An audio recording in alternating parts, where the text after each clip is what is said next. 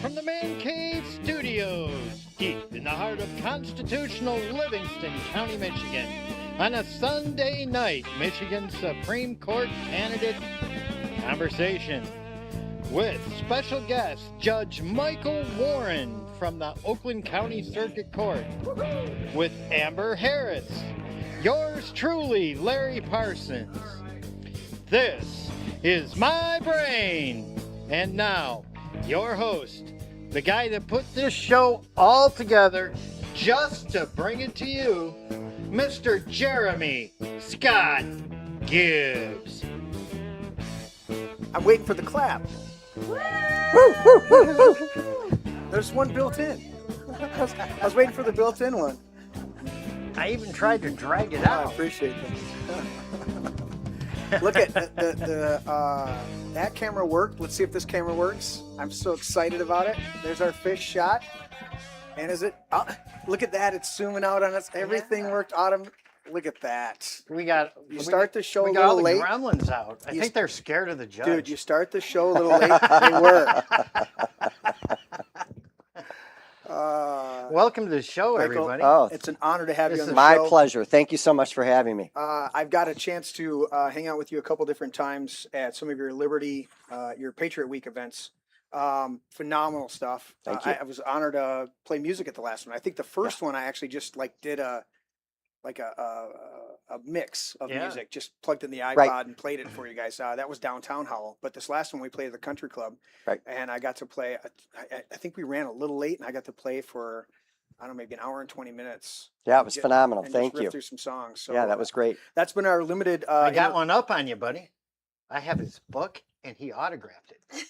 There you go. Were we up? Were we up? Were we doing I'm up one ones? up on Were we doing up ones? Yeah. Is that what we're doing? Yeah. Well, I got him on the show. Now, wait a minute. Amber got me on the show. Was Shane the one that orchestrated, or did he just? He asked me. Oh, he asked you. Yeah. Oh, so it was Amber. Yeah. So when I contacted you, I asked him at the Livingston County event. I bugged was him. knee deep in a That's baby, and I didn't look at your. I message. know. I sent you a text. I said, Amber, I'm not sure if you've had the baby yet, and welcome to the show. She's knee deep in something else over here. Amber, Is this Scarlett's first TV appearance? This is her first TV. She hasn't Wow. even been on social media. that actually. is awesome. So like 2 weeks, right? Yeah. 2-week baby. Yeah. Wow. So And we're beautiful. back at it, guys. That's awesome. Amber never took a break. She never never, took a break. dude. I think hit she the- was texting me during contractions. right, right. I see the chat's already blowing up, guys. Thank you for being here. Sorry about the delay. Judge Warren is obviously in high demand. You already had 2 events today, right, or 3? Now, today I just one, Yeah. plus Just this one. Plus, okay, so Right. we're the second one. All Yes. right, but you were coming from the last one, and so if you guys saw on Facebook, we posted a number of things. Chef Scott was here, did a phenomenal dinner, and we made sure it lasted long enough to get you here. That you got an opportunity to get the scallops and the lamb chops, Delicious. and we're gonna partake in a awesome dessert here, midpoint of the show. But it's a pleasure to Which is have like you. tomorrow morning, right? That's what I understand. That's what you understand. Yeah, exactly. Most people, their eyes go really wide when I go, we go to like 2-3 hours. They're like, and I'm like, listen, I'm of the more Joe Rogan long form podcast style, because I want to actually have an in-depth conversation with you. And that's what we're here to do. Well, I'm out. No. You know what? I'm going to do a quick thing. I'm going to have you scoot just a hair that way. That's perfect. Gets me closer to Scarlett. Yeah. Exactly. Gets you closer. You're running for Supreme Court. I want you absolutely. Everybody here in this building wants you on the Supreme Court.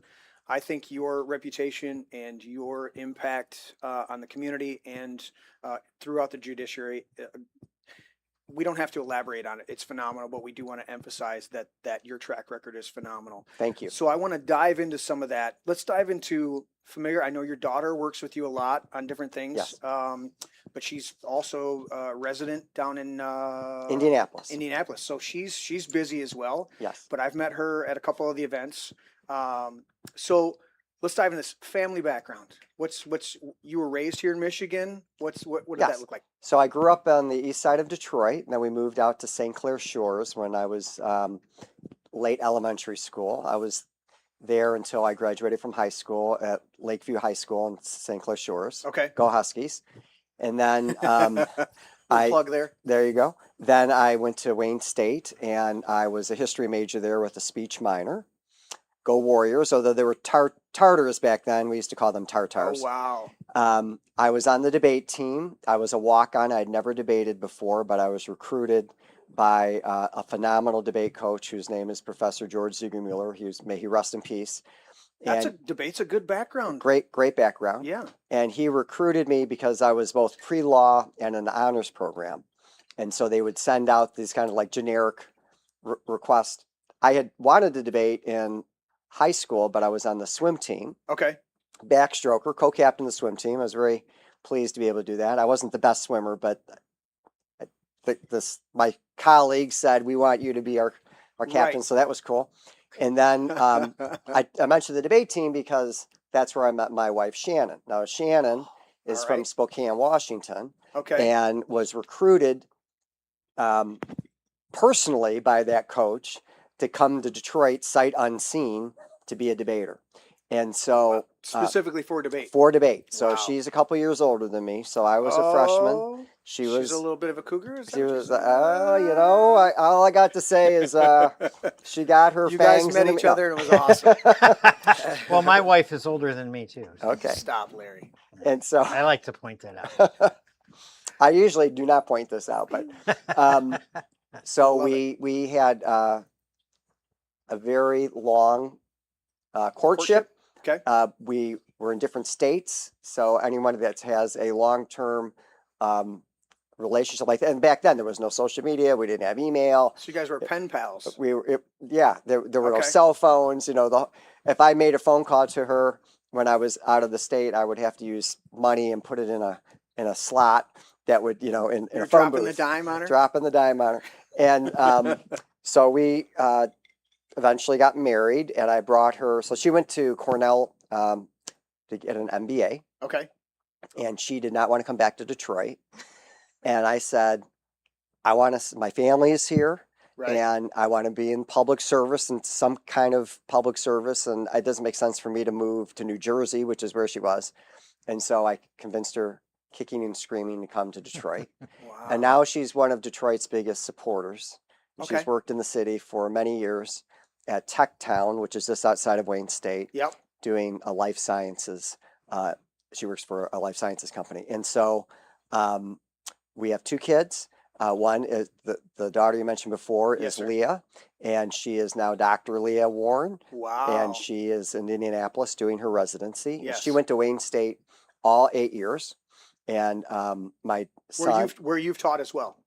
yes, yes, In the law program there. yes. So I teach business law at the business school. Okay. So the Mike Illis Business School. Yeah. And Awesome. Then my son graduated from U of M, and just like literally this May, and is just started his first big boy job, so to speak, at Ally Financial, which is in downtown Detroit. Okay. And so I've been married 33 years. Awesome. It has been awesome. Best decision I ever made was marrying my wife. Yeah. And it's been a wonderful marriage and a wonderful family. So roots in Michigan, how much of the current, we'll get into a lot of details as we go along, but how much of the current things that have gone on, current and past things that have gone on in Michigan as far as the legal, we understand the legislature writes the laws and you've got to be a strict constitutionalist because you're honorable, unlike other people who want to legislate from the bench. You've had to navigate that. Is that part of what is driving you to now run for Supreme Court, is seeing that your state, that's one of the things that bothers me. It's one of the things that bothers Larry. Larry's talking about getting a house now in Florida. And I'm like, it's because we're seeing our states being eroded, being one of the, a huge manufacturing hub. And I grew up with miners and carpenters. My family's from the UP, originally being a whole bunch of miners. And then my grandfather was actually a federal mine inspector last number of years of his life. So I look at that aspect. What really is driving you in this endeavor from Supreme Court? Because you just gave us your background, your family raised here, you convinced your wife to to come here. What really is driving you about the state of Michigan as far as that pursuit of the Supreme Court? Well, the first thing I'd like to say is Larry's lucky that he's not in Oakland County, which is where I'm a judge, because I would be issuing an order to require him to stay in the state if it was up to me. All right? So that's enough of that Florida stuff. That's exactly. So I love Michigan. Like I said, I dragged my wife into staying here. Mhm. I've been on the Oakland County Circuit Court bench for 23 years. Yeah. I served on the State Board of Education before that. And I actually worked for the Michigan Supreme Court as my first long-term job out of law school. And I worked for Justice Dorothy Comstock Riley. Okay. It was the second best job I've ever had. All right. And I learned a great deal about the court and became a huge supporter of it, and I believe strongly in the institution. Okay. And while I was a younger lawyer, Governor Engler was the governor, and he served for 3 terms. Yep. His last term finished in 2002. I tell you that because during that time period, he was very active in focusing on the Supreme Court and the Court of Appeals and the trial court to make sure that constitutional, rule of law, original intentionalists, whatever you want to call us, were on the court. Okay. All the way up and down. I did And- not know that. Yes, well, this is why we're here. Okay. And so when I was appointed in 2002, at the very last, the waning days of his last term, as a shock to everybody, I was a bolt from the blue, as a shock to everybody except for the governor. He had done such a magnificent job that we had an extraordinarily strong Michigan Supreme Court. We had a 5-2 majority nominated by the Republicans, but putting the nomination aside, Mhm. they believed that the proper role of the court is to interpret the law fairly Correct. in light of the circumstances and meaning of the law as intended by the lawgiver, be that either the Constitution, which is ratified by the people, so what do the people think, Yes. or the legislators when they voted for legislation. And that's the philosophy I hold. Okay. And Wall Street Journal and other major publications looked to the Michigan Supreme Court and said, this is the finest court in the nation. Because at the time, the Supreme Court was not that way. The U.S. Supreme Court was not that way. It was a mix of different judicial philosophies. And we had this great judiciary. And when I was a judge for the first 10 years or so, I was pretty confident that if I ruled in the way that I'm talking about, which is you just apply the law as By it's the law. written, You're right. that I would be affirmed by the Court of Appeals or the Supreme Court. Was Maura Corrigan on the court at that time? She was part of that majority, yes. Yeah. And then what happened over time is that majority slipped from a 5-2 rule of law court to now a 6-1 Yeah. Democrat nominated court. And being nominated by the Democrats isn't a problem as long as you follow the judicial philosophy that we're talking about. But they are much more activist. Mhm. They do not believe in the restraint that I believe judges should exercise. Right. And they're making major changes from the From bench. the bench. They're legislating from the bench. And so what's happened, when I saw that, I was extraordinarily frustrated. And there were a number of decisions that came down, and Mhm. that confidence that what I did would be supported was eroded. And the other thing is that we have there used to be a time when if either the major parties nominate, so we have this weird system, I got to explain this. So Go in ahead. Michigan, You got the floor, Judge. Yeah. That's why you're here. so you go to Ballotpedia and you look at how do Supreme Court justices, how do they get on the bench on the Supreme Court? And they show all 50 states. And there's a bunch of states that are in different categories. 49 other states are in these buckets. Yeah. And then there's Michigan. So we're the Michigan method. They can't think of anything else to call it. So we're the Michigan method. And we're the only state that does this. And so what Right. we do, It's an interesting process. it's an interesting process. I enjoy it, actually. Good. Terrible. It's Terrible. that's a different discussion. It is the process that we have. It is. And through this process, I'm now running for Supreme Court. So in one sense, I'm pretty happy with it. Yeah. Although I was frustrated other times when I wanted to run for Supreme Court. So what happens is a party has to nominate you at their their state conventions. Yes. Correct. Yes. If they nominate you, then you're placed on the ballot. And we have actually a two-step process now in Michigan because both of the major our primaries are in August. Yes. And the conventions are held after the primary. Right. So people are getting nominated like 2 months before the election. A month before absentee ballots go out. Now that that's changed, right? Yeah. So the party said, this is crazy. Right. We need to have more time. So they moved at what they call an endorsement convention. They created this in March or early April. Okay. Once you're endorsed by the convention, it's really takes an act of divine intervention to boot you off of to not be nominated in August. Right. Okay. So I have been endorsed by the Republican Party to be on the ballot. I will be ratified in August. I've also been endorsed, and I made history. Mhm. And if nothing else had happened in this campaign, we made history because the Libertarian Party Yeah. also endorsed me. That's because you're a known constitutional constructionist. Exactly. See, Yes. you don't see, and here's my problem. Right. What you're talking about is you're talking about the delegate process of bringing a judge up to put on the ballot. So, and that's coming up right after the election, right? Where you will be nominated officially. Right, August- after the primary. August Yeah. 22nd, yeah. Right. And that's why I said I enjoy that. I enjoy whipping to get judges Okay. on Yeah. the bench. I really do like that. And I like getting behind certain absolutely. certain When they cut the video clip of he enjoys whipping, that's going to be fun to see. That go viral. Dude, see, I knew this Yeah. guy was going to enjoy this yeah, show. what, I and love so what it. I everybody love it. knows what whipping means. That's just Stop. We don't even need it. Yeah. I do want Amber, just real quick, elaborate for us. I turned you up a little bit, honey. You're Okay.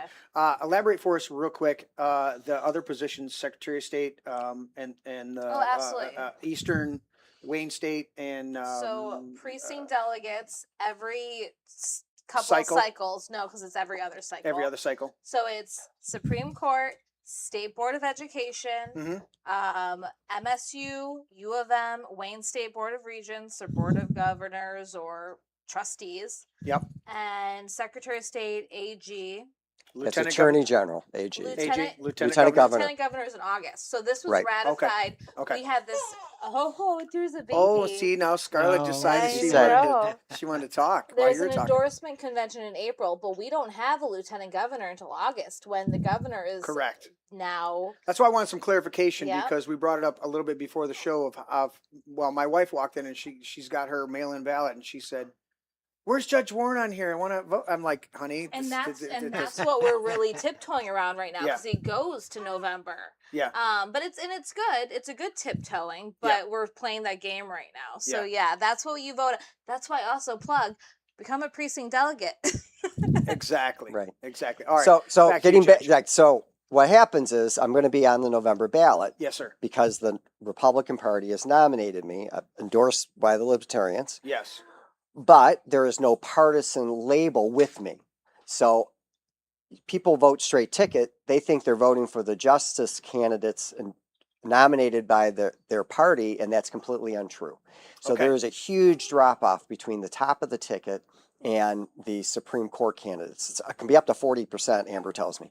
And so Meaning people that vote for the other candidates but don't vote for Yes. the lower, the Yeah, flip and side a of lot flip of side of the times- Gotta ballot. flip or the lower- ballot over, right. Yeah. Yeah. So- 40% drop off. So what they'll do is they'll vote straight. They'll vote for all they'll just fill in the box where you can vote for all the Republicans. Yeah.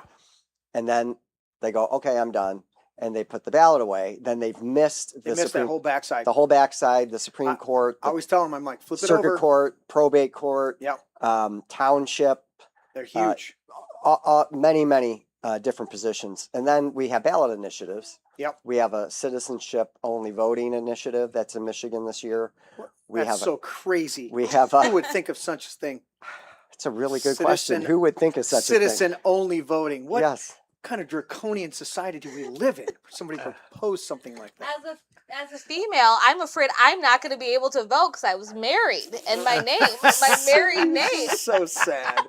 Yeah, isn't I it funny when you see that? I feel held down by the man. The man is trying to hold you down in that respect. What I mean. All right, I'm sorry I brought it up. And then we've got a constitutional convention Yes. question. Yes. Oh, that So- one's huge. Every 16 years, this comes up, Mhm. Yeah. and usually it just gets Swept voted down. aside and But you never know. There might be enough people unhappy with the current Michigan Constitution to vote for it, and then there'd be a Constitution convention. So that would be very interesting.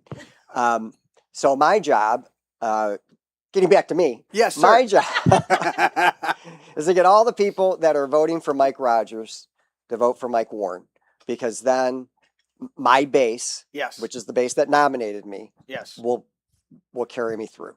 And then I'm trying to convince people outside of my base. The libertarians are coming along. That's a huge, It's huge. historical Absolutely huge. endorsement. Yes. Yep. And then I'm working with, for independents and any Democrats that might think, I will say this, it is absolutely true.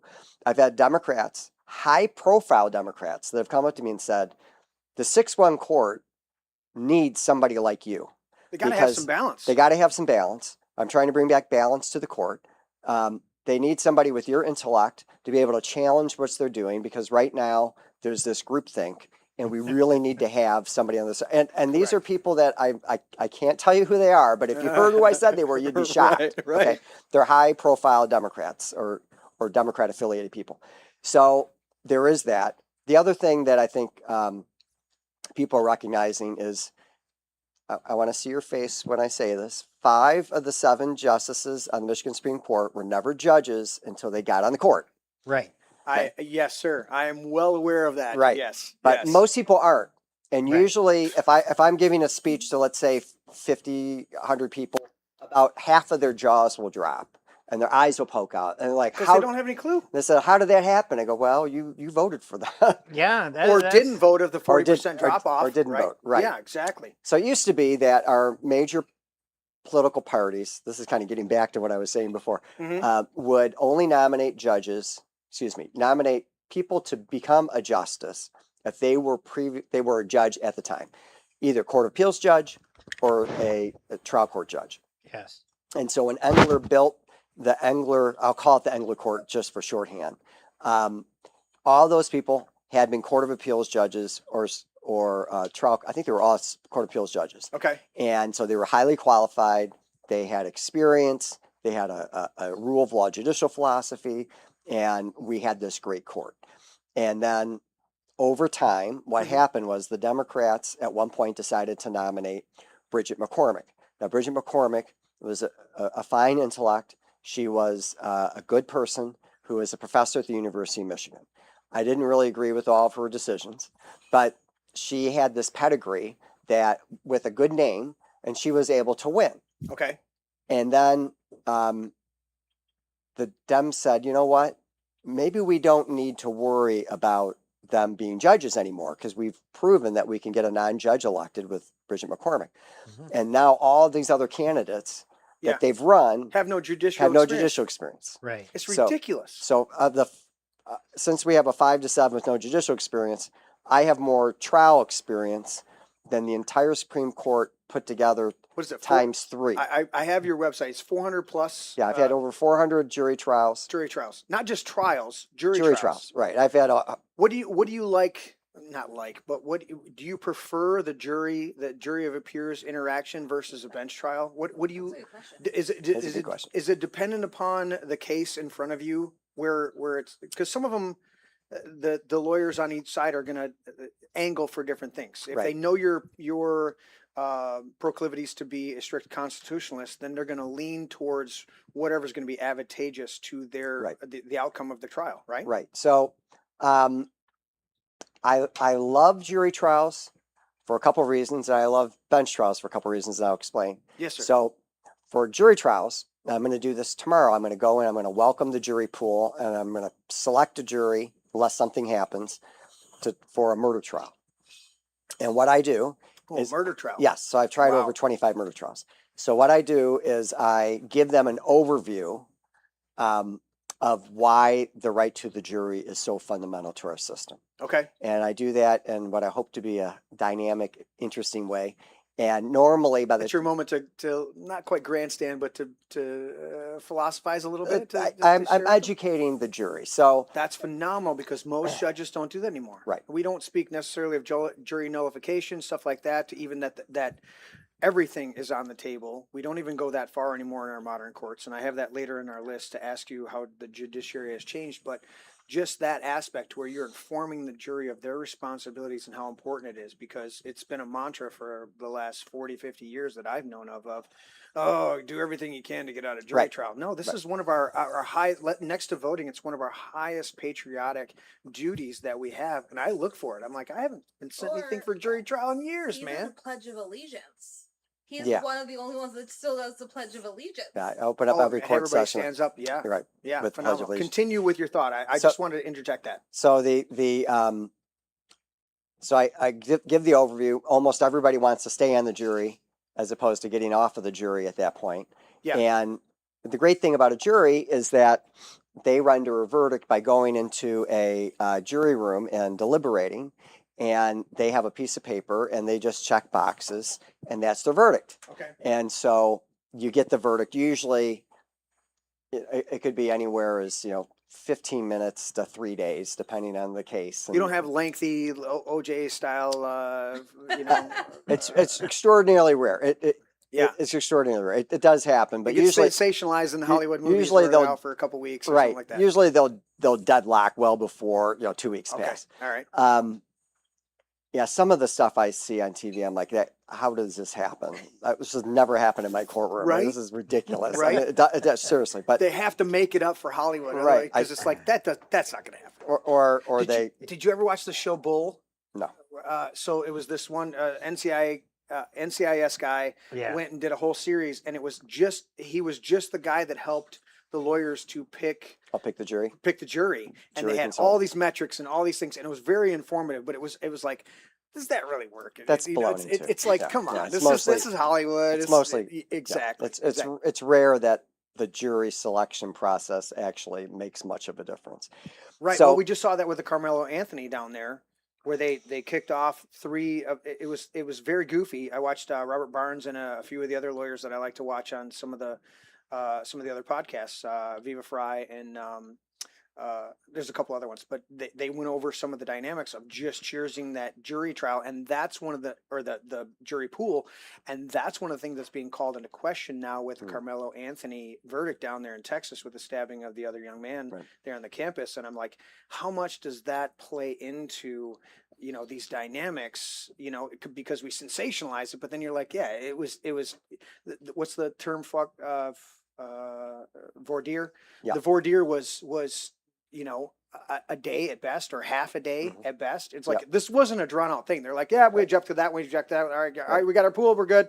Right. Let's move on. It wasn't this whole week long thing of choosing. I usually pick a jury within the morning. Yeah. That's right. It's not the runaway jury of John Right. Grisham's, Right. novelization, and we Right. watched the. That would be an great. interesting process. I would actually like to see that at one point. But Come to my courtroom tomorrow. yeah, No only way, gonna have- you might appoint me on the you're jury. you're only I gonna have can't to do be there that. for You're about. in the wrong county, but it's open to the public. Anybody can come see the You're jury. only gonna have to Yeah. be there for a couple hours because Right. Judge Warren's I gonna might knock be it out of the park. Right. I might be paving outside his door. Oh, stop! You're not promoting your stuff, are you? So So continue with your thought, Judge. I So want you those to- are the advantages of a jury. Yeah. It also means that there's 12 people that have to all agree.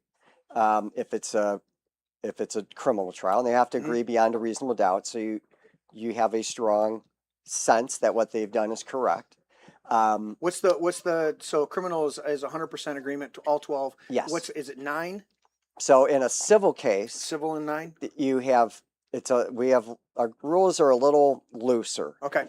Typically, you have 6, 6. and you need 5 out of the 6 to agree. You can have more than 6. Let's say I'm panel 8 with a couple of alternates. They can agree to keep all 8 or go down to 7 or go down to 6, and then they decide how many it takes to render a verdict. Usually it'd be like 6 out of 8, Okay. 5 out of 7, something like that. So it doesn't need to be unanimous. And then the burden of proof is typically a preponderance of the evidence, which just means the evidence on one side's Goes higher, higher. heavier than the other. Reasonable doubts Criminal and civil. much higher. So on the bench trial side, what that means is I have to figure out not only what is the law, which is what I do in a jury trial, Right. and instruct the jury what the law is, but I have to figure out what the facts are, what happened in the case. And so I'm judging witness credibility. And, does this story make sense? And what's consistent? What about this evidence versus that evidence? Yeah. And then I have to write an opinion. And so that takes a lot of work. And not that I disagree with that work. Depending on the case, they can be pretty short and sweet. Yep. And some can be, 60 pages long. That's a beautiful, interesting aspect, because most people don't think about that. As we think of a lot of our trials lately, go to bench trials. People don't even think of the concept that, well, the judge ruled, and I'm like, well, where was your jury? And they're like, what, a jury? What are you talking about? Bench trials have become so common that people don't even think of it as being a different dynamic of the whole judiciary process. Right. So when you talk about that, when you're a strict constitutionalist, you have to write an opinion that's based on the best information and the witness testimonies and everything, the legalities of the whole, what's laid out before you in the current law and case law and all that precedent that comes with it, and then to sit down and write that. So I can see why you would go, yeah, like sometimes I really like juries because they're going off the evidence that's presented to them and going in and deliberating, and they come back out with a verdict, and I look at that verdict and go, there it is, and we read it out.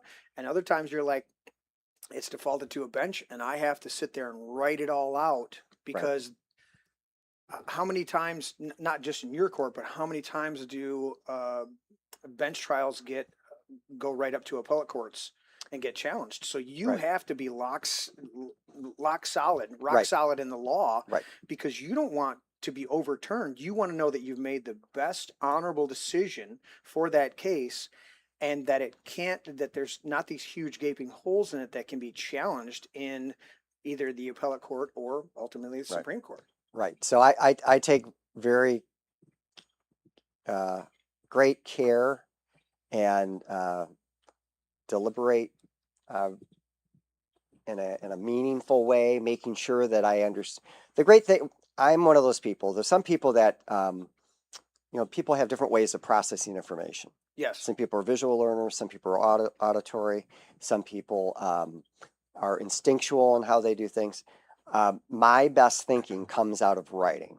Okay. And so when I have the bench trials, I it's like Jacob wrestling with God, right? I'm there but I'm fighting with myself, trying to figure out what, did this make sense? Does that make sense? Yes, and sir. then I start writing out and I go like, that's wrong. And then it's back when you went back and reread your couple paragraphs beforehand, you're like, well, right, exactly. Yeah. So, and then I know it's going to be subject to an appeal, especially if it's not done well. Yes. So I do try my best to make sure that what I'm doing is rock solid, like you said, so that people don't have to spend their money trying to appeal my decisions, because it's just a waste of time at that point. Exactly. And so that's I take it very seriously. And like I said, some of the more difficult cases, the opinions are 40, 50, 60 pages long.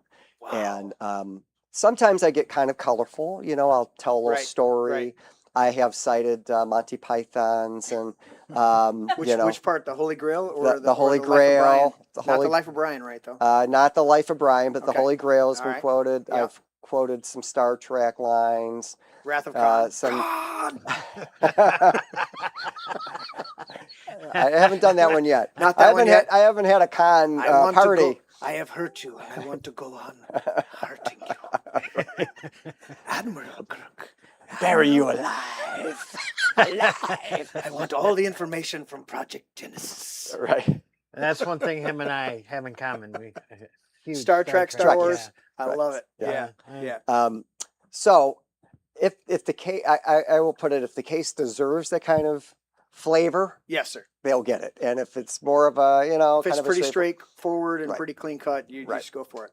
Right. No, that's awesome. And that gives us insight because as we know that it's delineated and we've only got the 40%, or the 40% less on the down ballots. We're looking at it from a standpoint of going, we want to educate the people that care, because the people that care will tell. I'll be in the locker room tomorrow at hockey. I've already done it with you, Judge. I know you, but other people will be. I'm like, did you guys tune in last night? They're like, what? I go, there's a show last night. I said, we had Judge Warren on there. You got to tune in. And they'll be like, oh, okay. And I got most of my hockey buddies are like, yeah, so, Great. But they'll start to ask me a few of the fine points, not to go into detail because they're living lives. They're going to be on their boat in the weekend. They're going to do this. They're going to do that. And I go, but do you realize that Judge Warren's said over, 400 plus jury trials, and that he has this pedigree and this experience, and he's a strict constitution. And they'll go, oh, I didn't know that. And I go, yeah. So think about that in November when we're doing the general election, because and I do that all the time with these guys, because they don't want to be engaged. They want to hunt, they want to fish, they want to boat, they want to enjoy their family, they want to play some hockey, they want to do other things, but they're aware.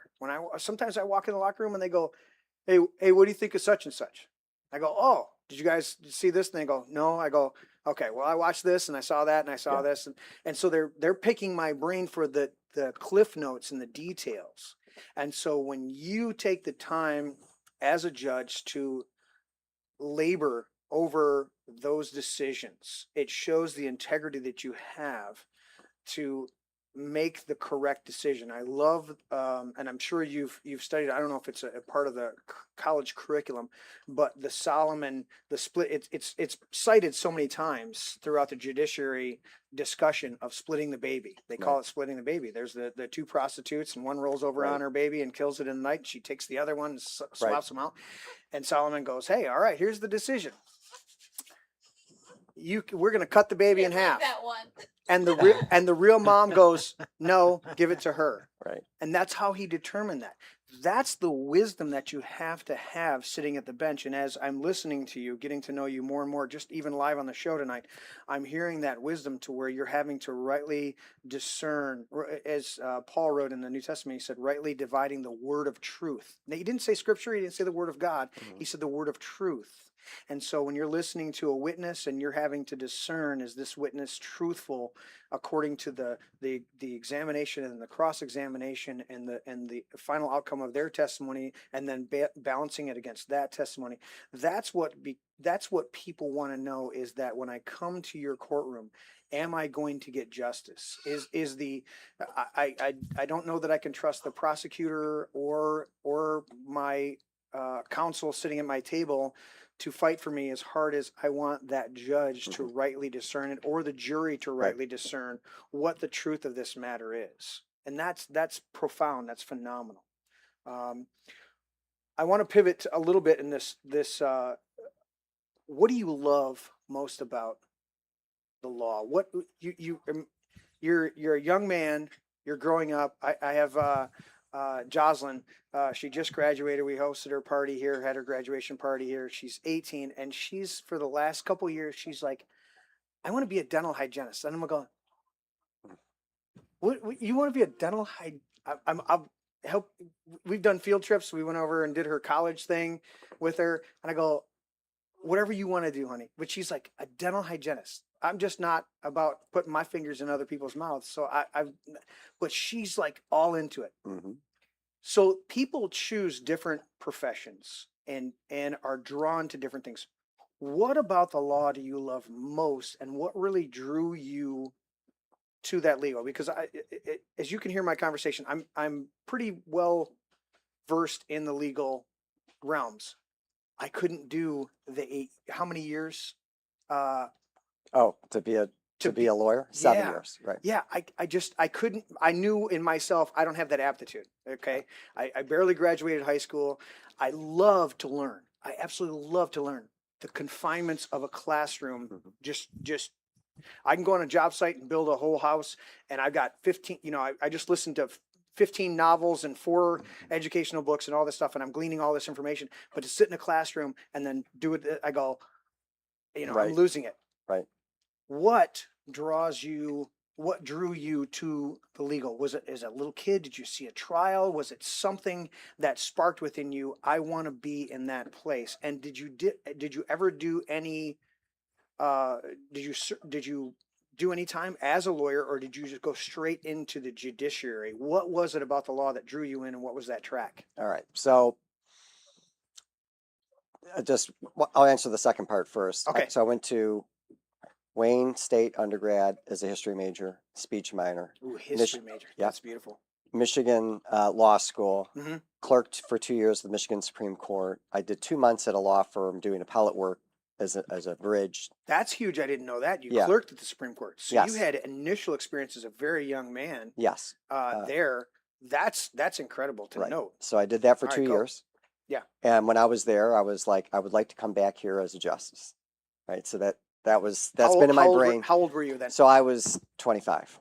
25, Right. and you're like, I want to come back here. Right. Yeah, that's beautiful. Then I went to go work for Honigman Miller, which was a major law firm in Detroit, which is, in my mind, at least back then, I don't want to offend any law firms. I'll just say, they're on the top echelon. Okay. And so I was really pleased to be able to work for them.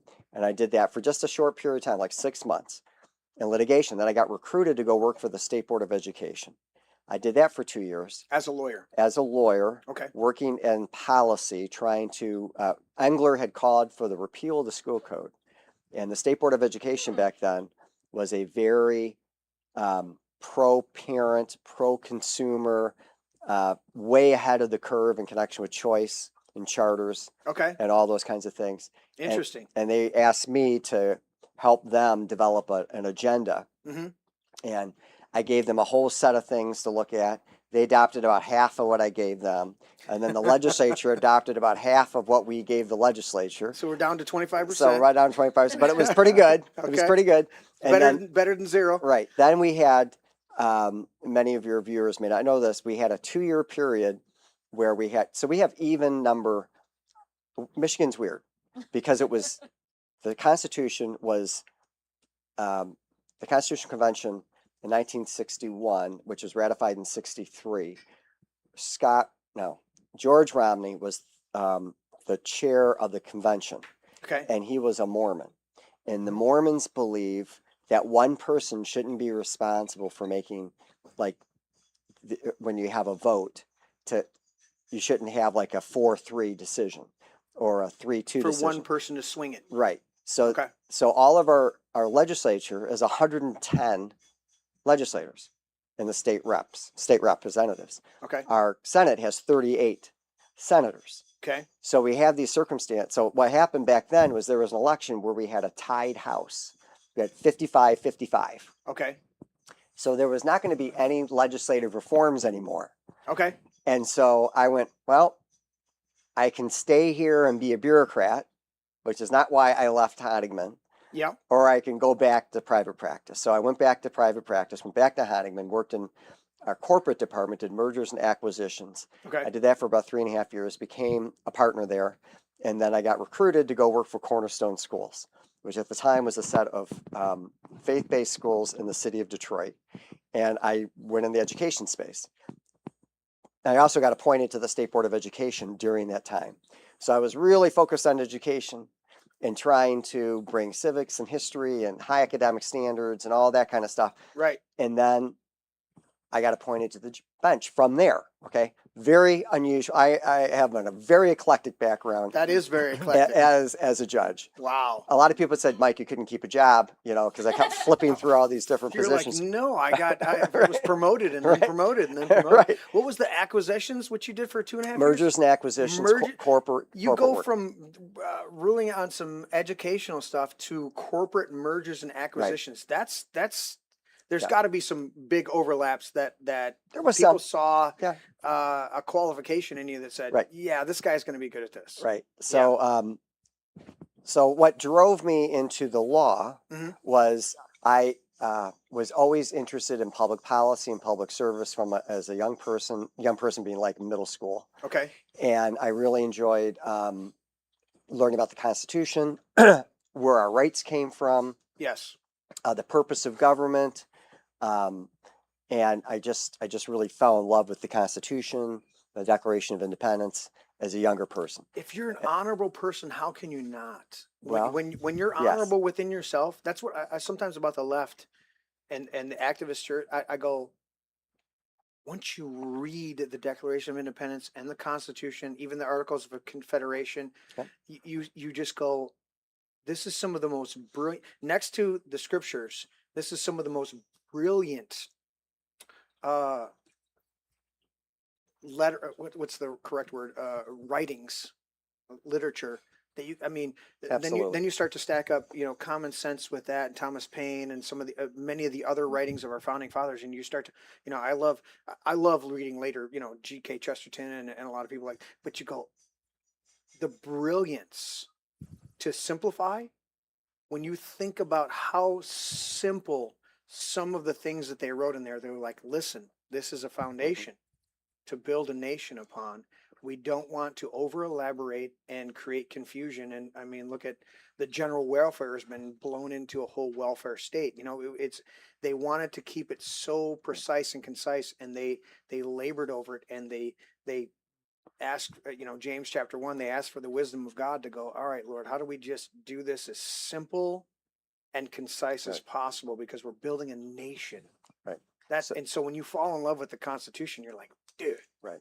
So we hold these truths to be self-evident. Self-evident. All men are created equal, that they're endowed by their Creator with certain unalienable rights, that among these are life, liberty, and the pursuit of happiness. Yeah. That to secure these rights, governments are instituted among men, deriving their just powers from the consent of the governed, that when any form of government becomes destructive of these ends, it is the right of the people to alter or abolish it, and to establish new government, laying its foundation such principles and organizing its powers in such forms to them so seem most likely to affect their safety and happiness. I love it's their right or their duty. Right. And it's so just phenomenal. Isn't I it? knew he'd know. Absolutely. He probably knows the whole thing. Oh, absolutely. So those words from the Declaration of Independence, they were revolutionary in 1776. They remain revolutionary today. They are. And, despite the controversy about America and our role on the world stage, and America's always been controversial on the world stage, we remain a beacon of hope, a torch of liberty. Correct. For billions of people across the world. First nation in the history, recorded history that ever personified liberty and the elevation of the individual as the sovereign ever. Absolutely. To be presented on the world stage, to say the individual is the sovereign of his own environment. In fact, you just quoted it, the Declaration of Independence, but Thomas Jefferson and I think it was Madison, or was it who's the other guy? No, not Adams. No, it was Madison. They labored over wanting to. The initial draft was life, liberty, and property, because they want. That's okay. So that Madison wasn't there yet. Not Madison. Then it was. That's why I knew it was the wrong one. So Jefferson and Adam. So Jefferson did the. Okay, we're gonna do this. Do it. I love it. Here's my book. Yes, I knew we were going to get into that. Forged America, the definitive guide to the Declaration of Independence. Is that available online? It is available on Amazon.com. Amazon.com. And if you see me in person, you can get an autographed edition. Revolutionary words that formed America. Forged. Sorry, dude. I'm reading across the page from you, Larry. So this is one of the problems that I have as a podcast host. I only do good if I read it in somebody else's voice. That's true. Oh, well, okay. Let's see. Read it as Scotty. Read it as Scotty. Oh, that's so revolutionary words that forged America. Judge Michael Warren. So if I read cold like that in somebody else's voice, I do well. If I try to read it in my own voice, I almost said Dr. Fauci. So break Oh my goodness. So break it down, but for us, Judge, that Jefferson and Adams wanted to put, or initially had a draft with property in it, and they realized no, that's not true. Okay. So just let me explain what the book is, sir. so that we can answer this. So Good. the book is a line-by-line review of the Declaration of Independence. Okay. Sometimes word by word. Okay. Hasn't been done in about 125 years. Wasn't done all that well. In commemoration of the 250th anniversary of America, I decided the Declaration needed to have a new book on it. Yeah. It started, so we'll talk about Patriot Week in a minute, but there's a podcast that I do. Nothing like this podcast, which is the studios are yours. You show up and I'll. So yours is, what you're saying is yours is actually professional. Well, this is pretty professional, but we script it out. So and we have voice reactors. Right, so you probably do a traditional podcast with Is it just voice or is it It's just audio. voice? So, Just it's, audio. it's a traditional podcast, true podcast. Right. I've had arguments with producers in the past that have been part of the show, and they're Yeah. like, "You really are doing it like a vodcast. You're not doing a podcast. You're doing a vodcast." And I go, "Dude, I just want to talk." There is a big fight over the definition of a podcast, Yeah, it's but ridiculous. the classic podcast, which is audio only, is what Correct. we have. Correct. And so it's called Beautiful. Patriot Lessons, American History and Civics. And what we did, It would be easier for me to do just audio. yeah, of course it would. Of course it would. And what I do is I write it all out, Okay. and then there's 3 of us, and we each have parts. So you guys act it out? And so we act it out, and we have voices. Now I'm going to have to get Do you you do? involved, I'm a 'cause you- voice actor. You've Come got on. a great voice. I'm writing this I down could do- now. I could do- Jeremy voice for podcast, because I'm pretty good, but I'm not great. A couple of the other guys are actually very good. We've gotten better with time. We're warrior poets. What we do, there we go. So what we do is I script it out. I Yeah. send the scripts. I go in my closet. I have Yeah. a walk-in closet because it's the Oh, the It's muffled. acoustics. The Yeah, acoustics the are acoustics, phenomenal. right. Yeah. and I stand because I can't. Dude. This is really hard for me to sit while Do we need I to stand? talk. I can move the camera up. No, that's okay. And so we I walk when I pray. I put the worship music on oh and I walk. That's cool. I have a whole circuit that I walk the floor and try to not think about what I need to clean or rearrange. So I'm with you. Good. That when I'm normally, that's why I have a sip and I am looking at this screen and looking at that Yeah. screen and I'm doing all this stuff. I'm with you because Yeah. I'm like, I like to be in motion. right. I do St. Michael's Chaplet every day, Okay. and usually I'm doing it while I'm on. So I run 4 times a week. If I'm on my run and it's noisy, Yeah. then I start doing the chaplet. And I can And get your, through. in your earphones. Yeah. Yeah. So I mean, it's memorized. So Oh, I you mean, memorize it, so you're reading back to so yourself. just Yeah. right reciting to That's myself. awesome. But Continue. You're doing your podcast. so doing the podcast, You're standing up in your closet. stand up in my closet. And what Yeah. we did is we went through the Declaration line by line, and Nice. that took us, about 40 episodes or something. And then what we did, I said, "Oh, I've got the rough draft of a book, and the 250th is coming up. So you just I'm just go, gonna let's do it. I'm just gonna flip it in, but this is Yeah. gonna be easy." Yeah. Why not? I was so wrong. It was remarkably hard. It took years to do. 10 o'clock at night. It ended up being, I've run 10 marathons. I've done a Court of Appeals campaign. I've done a Sixth Circuit campaign, Sixth Circuit, doing this campaign. I still think writing the book's the hardest thing I've ever done. Good. And it was really excruciating, but it was well worth the effort. The other funny thing about this How thing's much do you learn writing? oh, that's how I learn. That's what I'm saying. Yeah. Remember how I said when I make my decisions by writing? Yeah. That's how I learn. Yeah. Absolutely. The best way to learn is to teach it. Exactly. I've taught for years in church. I'm like, you teach from the other side of victory. You don't teach from while you're still in the struggle because you haven't reached the end yet. Right. But at the same time, when you get to the struggle or you get to the victory, once you've made it through the struggle, then you teach it from the side of victory, and then you understand Right. what it took to get you to that point. It's like I just because you made it to the finish line doesn't mean you understood all of the nuances that got you to the finish line. Right. And then when you start to teach it, you're like, you know what I realized? You know what else I realized? You know what else I Right. realized? I got to this point and I Right. succeeded and I made it to that point. That culminate now I've created the people don't understand this from the Genesis, but the tree of knowledge of good and evil, right? Mhm. The Adam and Eve were told not to eat of the tree, but they were told to cultivate and make every tree fruitful. Hmm. Why? Because I don't want to eat from my knowledge.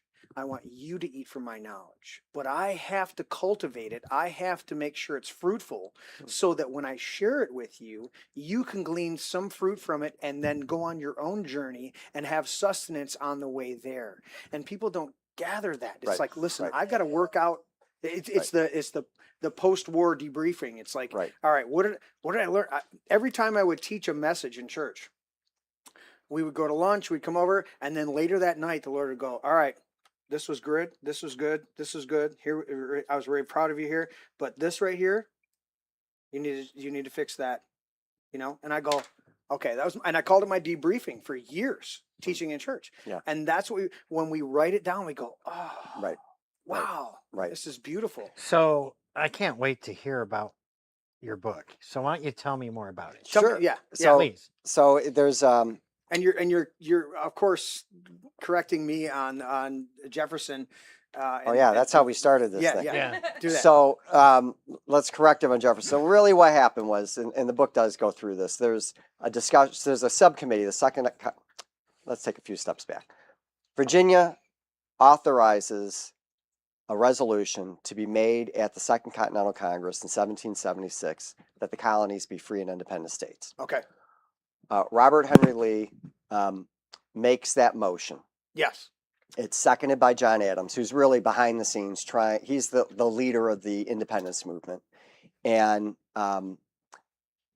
the colonies aren't ready yet. There's several colonies that are kind of, we think they're going to go and vote for independence, but they haven't gotten the state, that the colonial legislative governments, revolutionary governments haven't agreed to it yet. So they need a stall.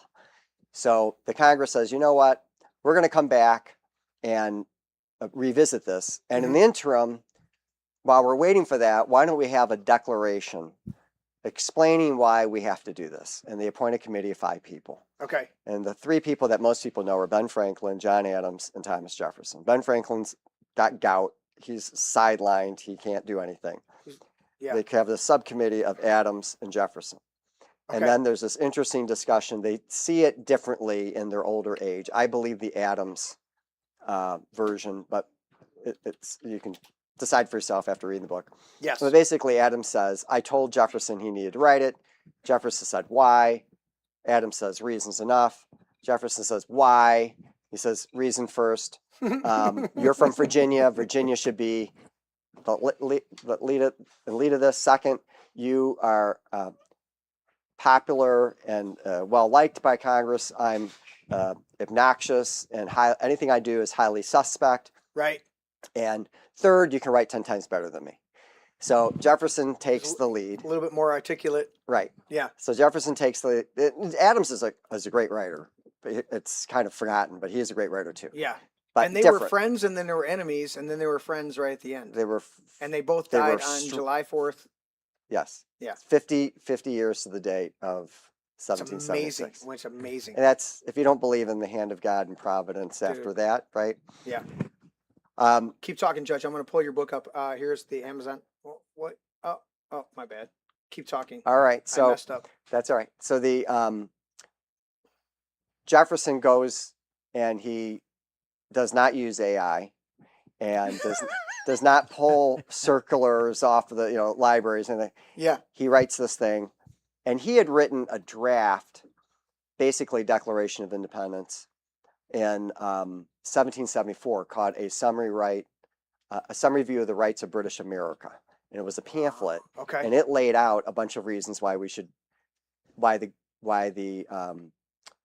British government was oppressing the people of the colonies. Yeah. It wasn't calling for independence then, but it was just saying these are these terrible things, and the king is a tyrant, or Okay. acting tyrannically with the parliament. Absolutely. So for yous out there watching us, this is the book. You can find it on Amazon. Revolutionary Words That Forged America, the definitive You guide didn't to the... say it in Scotty's voice. Oh, the revolutionary words that forged America, the definitive guide to the Declaration of Independence. All right, do it as Kirk. I switch. If you've got me in studio and I need to just Who's that focus guy in a I moment. always tell you to do? I can't think of his name right now. The one that says, "You think that's funny? You think I'm a clown?" Oh, Joe Pesci? Joe I'm not Pesci. doing Joe Pesci. We're keeping it clean tonight. Listen, Joe Pesci had You to think work. Joe Pesci's you know, in the Joe, room? Joe you really Pe- do. Listen, Joe Pesci got paid extra fucking money to do Home Alone because he didn't cuss the entire movie. Beat you with a bat later, Larry. So, Judge, I'm sorry for him. So Jefferson writes the draft, Yes.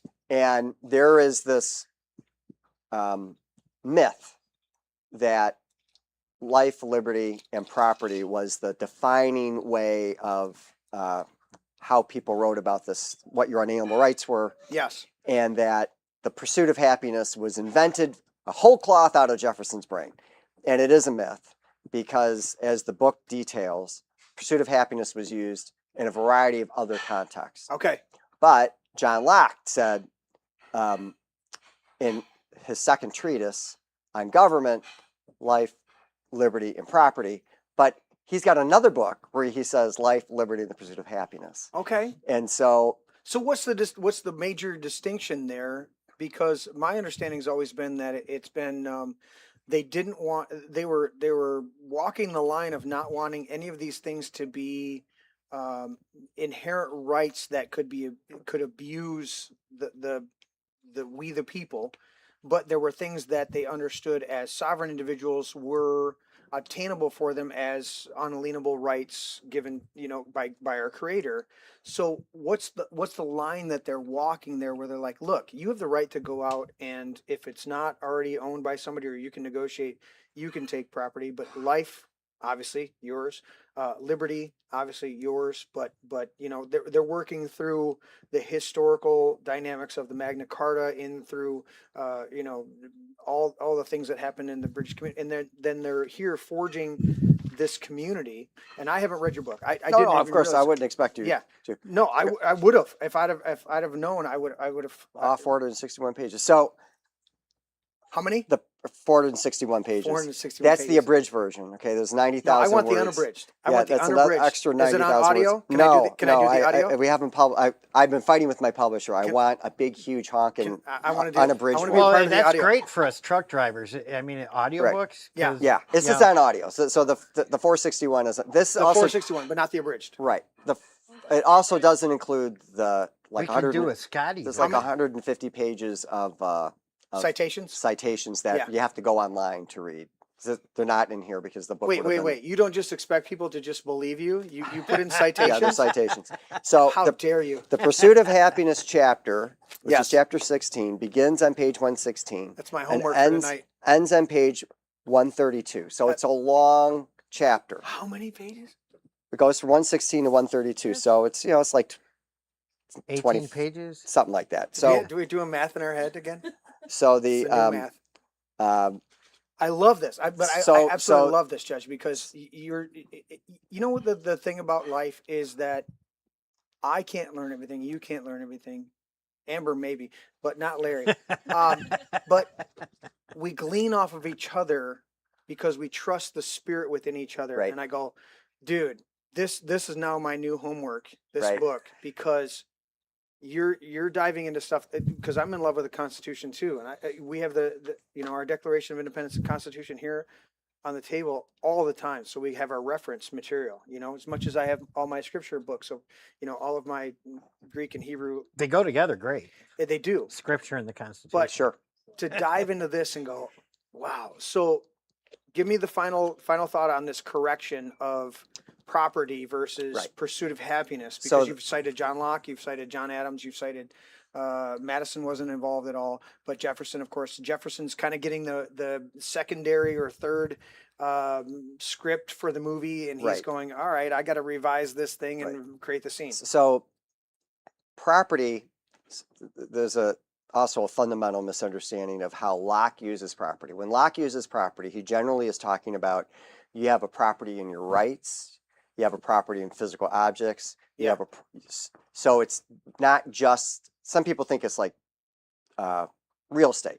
Is Or it some kind of people Fourth think- Amendment dynamic, Right? right? To be secure Well, in it their- includes your right to free speech, your right to for felt exercise that of religion. They felt that was all property. That was all property. Yeah. Because that was how you lived your life. You produced it, Right. whether it's written, oratory, or Right. physical. It's your property. Right. So It's copyright law on another level. what Jefferson did, he's the first one to call it an unalienable right to the pursuit of happiness. Okay. And unalienable right means that it's given to you by the Creator. I always say it unalienable. I go back to the breaking it down. Okay. Is Yep.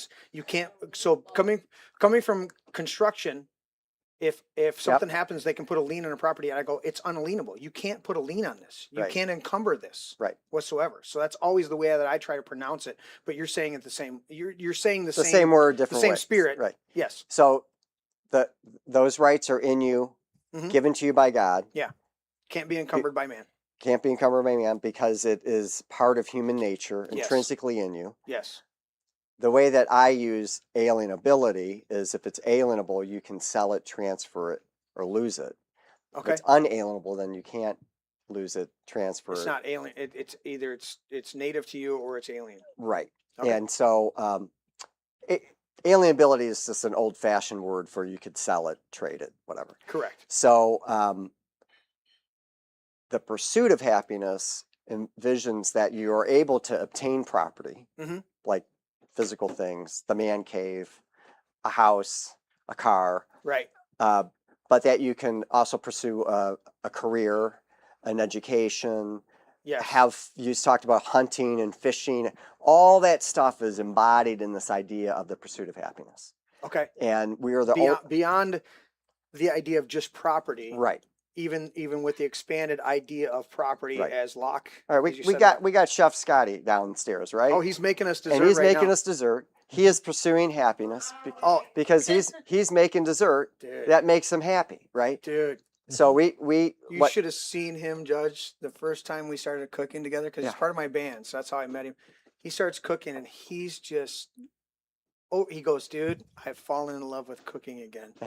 Look at this. Whoa! Look at this. I want you to finish your point, or do we need to pause your point? I'll just make it quick. So Okay, because look at this. this is great. Oh So my goodness. so the idea is that it's much broader than just physical property, Yeah. and that we're the first country in the course of human history, and the only country still that grounds its foundation in unalienable rights, Mhm. and that includes the pursuit of happiness. Right. And what that's what's great about the book, and a lot of the stuff that's in the unabridged version Yes. are all the counter examples Yes. of history. Thank you. Wow, this is fantastic. Keep talking, Judge. We're gonna. So the counter examples of like ancient Egypt, the Roman Empire, the Greeks, the Turks, communists, the Soviet Union, the Mao's China, all these other dominant major civilizations. You mean the Great None- Leap Forward that didn't none- really leap anybody forward? Right. None of them. Right. None of them have a foundation like ours, and Okay. so Yeah. No, it's They're the all most these- unique thing ever. right. And so the other 90,000 pages or words, a lot of it's the counterexamples, but also additional explanation of the history and the philosophy behind the Declaration. But you get Dude, a lot in the one that you got. Yeah, we're gonna promote this, and Thank you. I'm a kind of offended. Larry got a signed copy, and I didn't get a signed copy. So I'm gonna to order. Does this come in a hardcover? Because I'm gonna get. Don't have a hardcover. No, Okay, that's I'm another gonna thing ta- I'm I'm gonna fighting take- with my. I'm gonna take a soft publisher. cover, and I'm gonna do that, and then I want to be involved in doing some voiceovers. Do that. Awesome. Scott, come over here next to me, because I'm gonna turn on the table shot. Wait, no, the table shot sucks. How about this shot? No, undo that shot. All right, squat down. Look at the camera up there. Scoot over. You got to come next to me. You should. There we go. All right, Chef Scotty, Chef Scott. I'm the only one allowed to call him Scotty, and even he chagrins when I do it. Chef Scott, what have you made for us tonight that we're honoring Judge Warren with while he comes on the podcast tonight? What is? You got little beer mugs, but Yes. what's in there? Is a little honey. So this is a Use your microphone. Use your microphone. This is a traditional Italian pincata. I used vanilla paste instead of bean because I think it has a stronger flavor. Okay. And the reduction that's in it is a espresso coffee with sugar, and there's 2 tablespoons of Kahlua, and then it's cooked down. So it's more like, it's not a syrup, it's just a good sauce. So I That's- put that's extra within on the there. little That's mug? within the little mugs, yeah. So how do I do this, Judge? We gotta make sure Cut we know into the it. procedure. Nope, So you we're gonna just cut into eat it? it however you All right, want. so I'm gonna go Oh, to the. that's not fair. I'm gonna How do go- the Italians usually eat it? What All do right, they so what do do? we do? We go. It's cut into it slow. So this is like a hybrid between a Jello and a pudding. Okay. So it's Okay. firmer. So do we Then- cut into it and then pour our? You can do it either way. But there's You already can- some here, right? Yes, I already This put some this on the is bottom. already there. That's just extra in case. All you right, want so it. we're on the overhead shot. Let's everybody cut into it while Larry spasms over here with a cough. Pardon me. Can't take Larry anywhere. So use a little mug as a little syrup. Yeah. Dude, my first bite was Whoa. That's delicious. This is a traditional Italian recipe. Wow. wow. Thank you. Do you approve, Amber? I do. I think I still have her muted because she was over there switching Oh. boots. I do. This is Wow. wonderful. That is incredible. That is dude. fantastic. What do you call this again? This is pincata. Pincata. Pincata means cooked cream. Pincata, cooked cream. Did the girls get some over there? They do get some. Mm. They're glaring me. I can feel lasers in the back of my head right now. Wow. Dude, that is incredible. That is amazing. And sometimes it's served with fresh fruit. I've seen nitrogen frozen, flash frozen fruit, which Okay. gives almost like a mist as it's thawing. You know, there's different ways to do this. A lot of people just prefer strawberry and mint. Oh, I am more traditional into coffee. okay. I like the coffee. Next one is strawberry because I love strawberries. Yeah, we'll see. He's teasing me. You see that? No, I said, listen, buddy, are you available on Sunday? I said, Judge Warren's coming in. I want him on the Supreme Court. He's phenomenal. He has integrity. And I want to see him. And I goes, are you available to cook so I What can did I focus say? on the What did I say? podcast? And Immediately. You said, Absolutely. absolutely. And Thank you. I said, look, I got some Whew. lamb lollipops. Yeah. And he goes, okay, do we have any other thing else than meat? I goes, dude, it's all up to you. I got this meat. And this is incredible. I'm glad you like it. That's delicious. Absolutely. Phenomenal. Chef Scott, Claire, you did a phenomenal job. Shameless plug since Larry likes to plug a lot with outside. Are you still having fun over there, buddy? Good stuff. Yeah. We are going to be launching the cooking show Yes. within Oh. by August. Is We what our have 10 plan is. recipes already. Yeah. Mixture, so Judge, I want to have Wow. you and your wife. We're gonna put out the menu. Select. Mm. We'll privately put out the menu to a number of people. You pick the meal Okay. that you want to come for, and Scott and I are gonna cook that meal, and we're gonna have a great podcast on that. All right. And it's it'll on be- food. It won't His be wife is amazing, so she'll She is steal the amazing. show. Yes. She's great. so it won't be like this. It won't be live. We're gonna edit it and do all this stuff, and so we're gonna have a great conversation and everything like that. But this is Oh, My- yeah. That's A great. lot of my great men friend. have great wives behind them. Amen. Yeah. He also plays guitar with me in the band. And we've Yeah, written, that's great. Number of songs. So Number songs. all right, buddy. Thank I'm you. gonna very- go get the. Are you lead, cookies. rhythm, or? Their food? I'm lead. Yeah. All right. Yeah, does a phenomenal job. Yeah, we That's just great. dude, Chris Stapleton, you know, Southern Rock. dude, Okay. That's yeah, good. good stuff. But this is Enjoy. This is please. incredible. Thank you. Thank you, Thank Scott. you. Appreciate you, buddy. Chef Scott, guys in the chat, Woo! catch me up in chat if there's anything that we need to go over because I want to see if there's. I'm going to throw this out in the chat real quick. At the very end, if there's like one or two really good questions for Judge Warren, I'm gonna profile those. Otherwise, we appreciate everybody in chat. Love you guys. Appreciate all of that stuff. Of course, like, share, and subscribe. Do all that. Judge Warren, you covered so much of your book and deciphering. This is what I Just touched the surface of the book. well for most media that was in depth. Yes, for Right? sure. You got. I have fish at the end of the thing.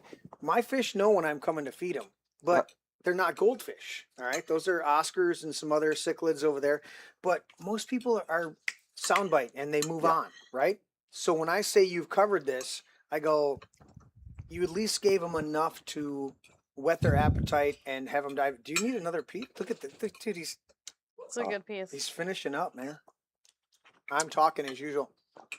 Again, That's delicious. So, Thank you, Tanner. the other thing I'd say about the book, Yeah. is that I'm going to ask you, yes, sir. And I want to pull it up right while and you're- Larry, while I'm you're going to asking ask, me. Yes, sir. There it is again. why did on we Amazon. declare independence from the greatest empire the world had ever seen at the time? Ooh. Why? What did I we do? don't even see. did That's we do? where I don't even want to answer because I don't. I rather go. I rather go, Judge. You know the answer. How many I'm grievances gonna- were there? Well, no, I'm no. gonna answer There's wrong there's because a lot of people think it was just because of the tea. your mic's on.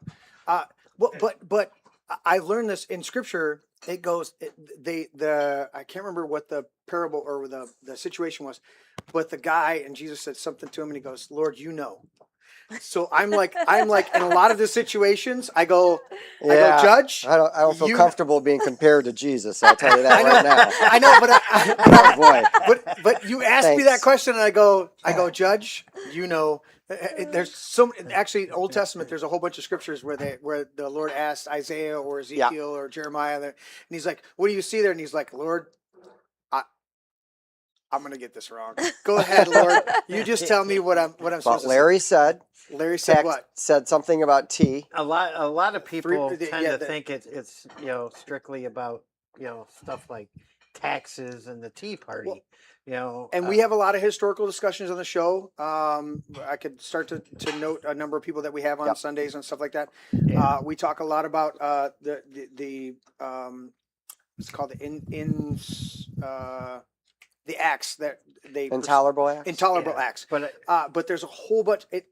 I believe when they wrote it, the Declaration, a long train of usurpations. Yes. Long train of abuses and It's usurpations. not just one catalyzing thing. It can't be just the Boston Tea Party. It can't be just the stamp tax. It can't be just these things. It's a long train. So that's when I default back to you and go, what do you see in your wisdom and your studies, in your education? It's a long way to say he's punting.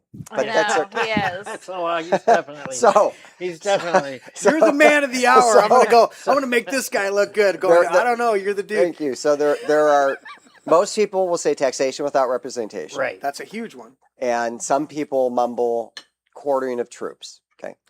That's also Number true. 3. That's- Yep. Although a number lot 3. of people think quartering troops meant that they went into people's homes and kicked grandma out of the bed. That's actually did not happen at all. Right. But they took over buildings and quartered private buildings and made them. A lot of times they moved into the bar and They the did. They moved- tavern, and they were like, "We're taking over the tavern." Yeah, and we're gonna- absolutely. yeah. They took over taverns and warehouses. Which were and- the hotels of the time. right. Mhm. Exactly. And that wouldn't that Just be, like in Lord of the Rings. wouldn't that be the third? That's what's Amendment? missing. You don't have any Lord of the Rings stuff. I have the full box set over there on the shelf. You see all those movies? Isn't that the Third Amendment? No, Yes. Yes. No quartering. No Yeah. quartering trips. The one that has had like no litigation. Right. Never been No. filed. Zero. Praise the Lord. Now tomorrow there'll be a lawsuit. So there are 28 reasons why, Yeah. Yes. and I'll highlight a couple. 28 reasons 28 why? reasons. And this- Beyond Larry's pathetic attempt and my slightly well, better. those No, were my- two my slightly better attempt. within the 28. Is So freedom of religion in there? see, everybody says that, and really the answer is no. Freedom of No? religion really wasn't. Yeah, I thought about taking a shot of that stuff. I was. Did they take your they plate take too my soon? point, but that's all right. I only drink on no, this no, side. I'm good. I'm good. Dude, you guys didn't see this. As Judge is talking, I grabbed the little syrup that Scott made and I took a sip of it. He goes, "Oh, I thought about that." And they took his plate away. Now Scott's grabbing his plate. Don't do it. Don't That do it. stuff tasted good. Oh my goodness. I avoided it because it tasted sugary. Oh, he gave me a Oh, whole- that's your syrup, dude. Thank Come you. on. Come All on, right. Judge. Cheers. Cheers, my friend. Oh my One for the house. Whoa. You want the rest? That coffee and No, I'm not going to sleep tonight at all. Say he does decaf coffee. look at that. Look at that. Yeah, and that's. Thank That's you. Gorgeous. Thank you, We're gonna Scotty. be founded in You have contempt more tomorrow, I am time to, telling you right now. yeah. I'm trying to pick my jury on no sleep. So there are 28 Back to reasons your why. 28 reasons. Yes, sir.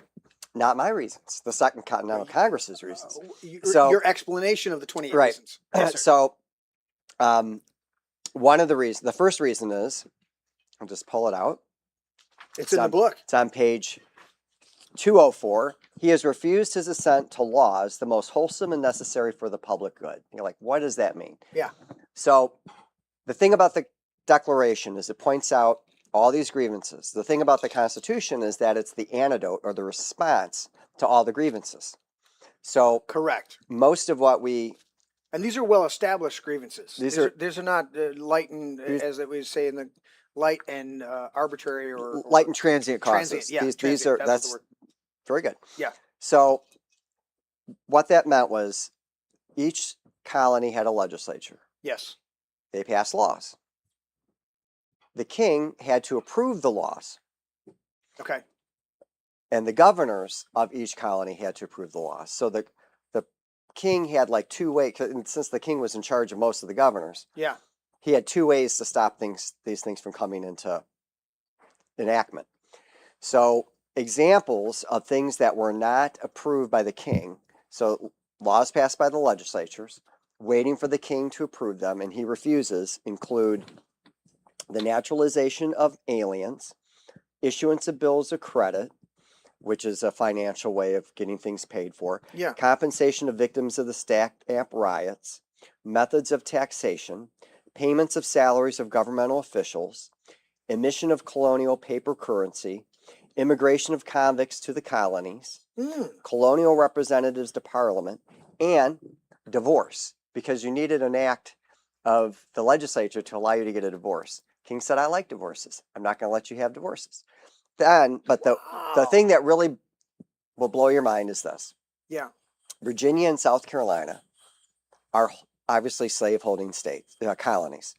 But they realized that the slave trade, I'll take more decaf. Sorry, yes. That would be great. Decaf? They realize the slave trade is barbaric and they want to get rid of it. So they pass laws to tax the importation of slaves. Okay. The king goes, no, I like the slave trade. The slave trade makes me money. So I'm refusing to agree to those laws to suppress the slave trade. So Thomas Jefferson writes the grievance attacking the king for not approving the elimination of the slave trade. Wow. Yes. And so history is a little more complicated than people think. And Jefferson is also the president that signs the law under the Constitution that bans the slave trade. So isn't okay, that's beautiful clarification, because it wasn't the UK the first to ban slavery, but it was post James III, right? George III. George III. Sorry. Yeah. Sorry. I was thinking of King James. Yeah, in the 1800s, it was post him, right. but Right. before the Civil War. Yes. Okay. Yes. Interesting. Wilberforce and that whole movement. When you study that time frame of history, it is so incredible. Coming out of the Reformation, coming into that, there were such changes. They wanted to abolish slavery immediately, but they knew it wouldn't fly. They knew it wouldn't work. And it's not even that it wouldn't work on a liberty basis. It comes back to that whole aspect of property.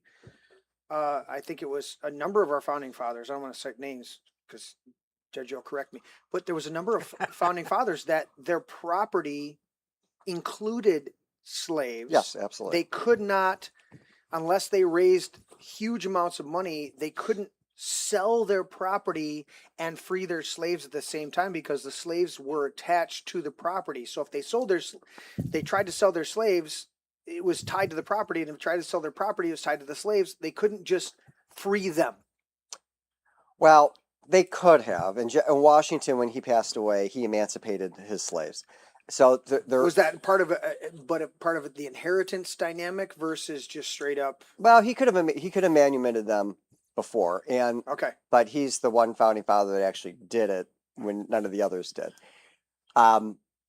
What is so there's a long chapter in the book about equality and unalienable rights, dealing with slaves. Yes, and the reality is that we have this myopic view in America of slavery. That we were the only slaveholders in world history, that it all started in America, and that we were born from original sin because we had slaves. Well, the reality is, thank you so much.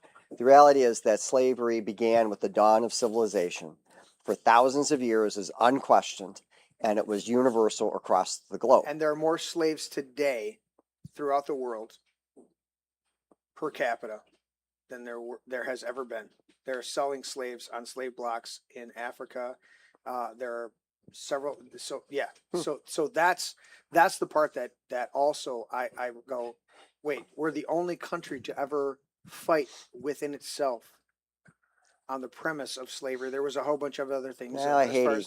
No, I know states' rights and a whole bunch of other things, but I go, if you take the mainstream idea of why we fought the Civil War, then we're the only country that's ever fought a civil war on the basis of freeing slaves, and yet we're the ones criticized for being the most racist. And I go, that's not even true. That doesn't. You had white non-slave owners on the northern side, and some slave. You had whole slave regiments that fought for both sides of the Civil War. Right. And even going back to what you're saying, what people don't also realize is that a lot of slaves were more what you would be akin to indentured servants. We watch some of these Hollywood movies of people being abused, and that's horrible. People have been abused in everything. We have unions because people died in these huge factories because they had horrible working conditions and they died in there. So the unions were initially came in and were good for a season because there was such poor working conditions. Well, what's the difference between a poor working condition where they don't care about you and you go home to your little hovel, your little hole in the wall, or you go back to your plantation home and either way, there's been abuse and there's been pluses. There's been people that have inherited slaves, owned slaves, that were some of there's multiple people throughout the world that have the last name of their original owners because they said, you freed me, but I love you, man. I'm gonna stay working for you. It's like, it's never a cut and dry black and white situation with any of these ideas. There's so many nuances that people don't take into account. And I look at the founding fathers. They didn't ask for this social dynamic and political arena. They were born into it, and they had to navigate the best they could and find the best solutions and the best outcomes. And that's what your book is articulating is, look, they're thinking about this, they're thinking about that. Right. They're going, what's this? What's that? They're All right. dealing with, So go ahead. there's a whole bunch of stuff in there that I'm just going to say I'm not going to comment on, and I'll let you. No, that was me. your opinion. That was but, all me. But I will say that the point that's made in the book is Mhm. that until 1776, there was no society that was condemning slavery. Okay. And so That's my huge point. right. And Yeah. so when we declared independence with the Declaration declaring that all men are created equal, they're endowed by their Creator with certain inalienable rights, including Yeah. life, liberty, and the pursuit of happiness. Yes. Then everybody went, oh no, we have slaves. We have men who are free but can't vote because they don't own property. Which We have Catholics that can't vote because they are Catholics. We have they discriminate against the Irish. have They women discriminate against- that don't Dude, have any rights. Yeah. And so that unleashed this idea of movement towards fulfilling the broken promise of the Declaration. 100%. And so that's They don't even understand the Right. the 3/5 clause. right. Wait, you're going to count them as the populist and get seats based on their populist, but you're not going to give them rights? No. Yet the one side is vilified for counting them as 3/5, and the other side is not criticized for not giving them the rights that they were due. What? All right, let me jump to a different grievance. Yes. All right, 'cause we go real into the rabbit hole there. No, I agree. So, grievance number 8. Okay. He has obstructed the administration of justice by refusing his assent to laws for establishing judiciary powers. So this is very similar, or kind of a very specific complaint, which was the first one, which is he's not assenting. Okay. This is fascinating. So people had this misconception that because of the TV shows and novels, they win a judgment, and let's say it's for $10 million. The jury gives them $10 million. And yay! I got 10 minutes. And then they think, everybody kind of thinks, then, the loser writes a check, here's your $10 million, and turns it over. Not how it works at all. No. So what the $10 million person does is they hide their assets, they avoid service of process. They do all these things to try to get out. They appeal. They do all these other things to avoid having to pay. Right. And one of the ways to collect is you can seize somebody's property and take their property and sell it. Okay. Okay. Or just take their property and keep it against the judgment. Right. So maybe they've got a $10 million warehouse. You say, okay, I'm going to take that warehouse in exchange. That will. Well, North Carolina was a colony where they wanted to allow those kinds of collection efforts. Okay. And it's a little vague to me why. It's also a little vague to me why the king opposed it, but the king was very opposed to it. I think the king was opposed to it likely because he had some friends that lived in North Carolina. They had property that he didn't want to be seized. Okay. That's what All right. my speculation is. Okay. But it is speculation. Interesting. So back then, so I want to go back to the first grievance. If you don't assent, it doesn't become law. Yeah. We fixed that in the Constitution. Okay. We literally just had this happen unless he vetoed it since, did he veto the mortgage thing? No. Okay. So, or the housing thing. There was this housing bill. Remember, Trump was going to have this signing ceremony. Mm-hmm. And he said, no, I'm going to cancel the signing ceremony because I want the Save America Act to be passed. And I'm not going to sign anything unless you approve the Save America Act. Well, under the Constitution, he doesn't have to sign the law for it to become law. Right. The legislature, if it's a majority of the legislature. Majority of the legislature, he can veto it, or it becomes law after 10 days. Right. So if he does, he can sign it, but he doesn't have to sign it. Correct. And he can only veto if it's under a 2/3 majority. He vetoes it, then it can be overridden with a 2/3. 2/3. Okay. Yes. And so he says, I'm not signing it. And I think the thing about Trump is, love him or hate him, he's giving everybody a civics lesson. Because nobody ever not signs the legislation they want to have approved, right? Because they want to have the signing ceremony, get the credit for it. Look what I just signed. Right. And it so, took them years to figure this out Right. and send the right legislation, but I just signed I it. signed it, so it's law, and I take all the credit for it. So putting aside whether or not it's good legislation or bad legislation, Right. it's now law because Okay. the 10 days is run up. Okay. Well, that's an answer to grievance number 1. Right. So grievance number 8 is North Carolina has to pass a law every few years to keep their courts up and running. After a few years, the courts expire, they're sunset, and they vanish. So they pass a law, and they include this thing about how to collect your judgments. And the king goes, no, I like that. I don't want that law. I don't want you to have that law, so I'm not going to approve your courts.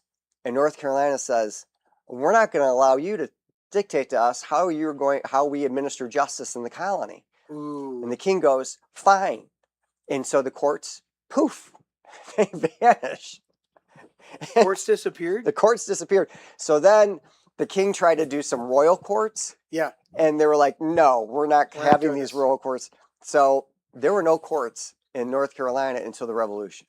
For like 3 or 4 years. It was several years. And people, you got to realize out there, this is the Judge Warren is giving you a beautifully truncated idea of this. We're literally, we talked about this a couple weeks on the show of it might take 2 months for the information to hit Great Britain from the colonies. Right, yep. And then from Great Britain, after he's thought about it for a little while on the loo, and he sends it back to them in the colonies, and the colonies looks at it and goes, we don't think that the king has our best interest, and we're going to kick. So when you say 3-4 years, it's not like it was, you said it just in a way that seems matter of fact, like instantaneous, like they picked up the cell phone or they sent a fax over or an email.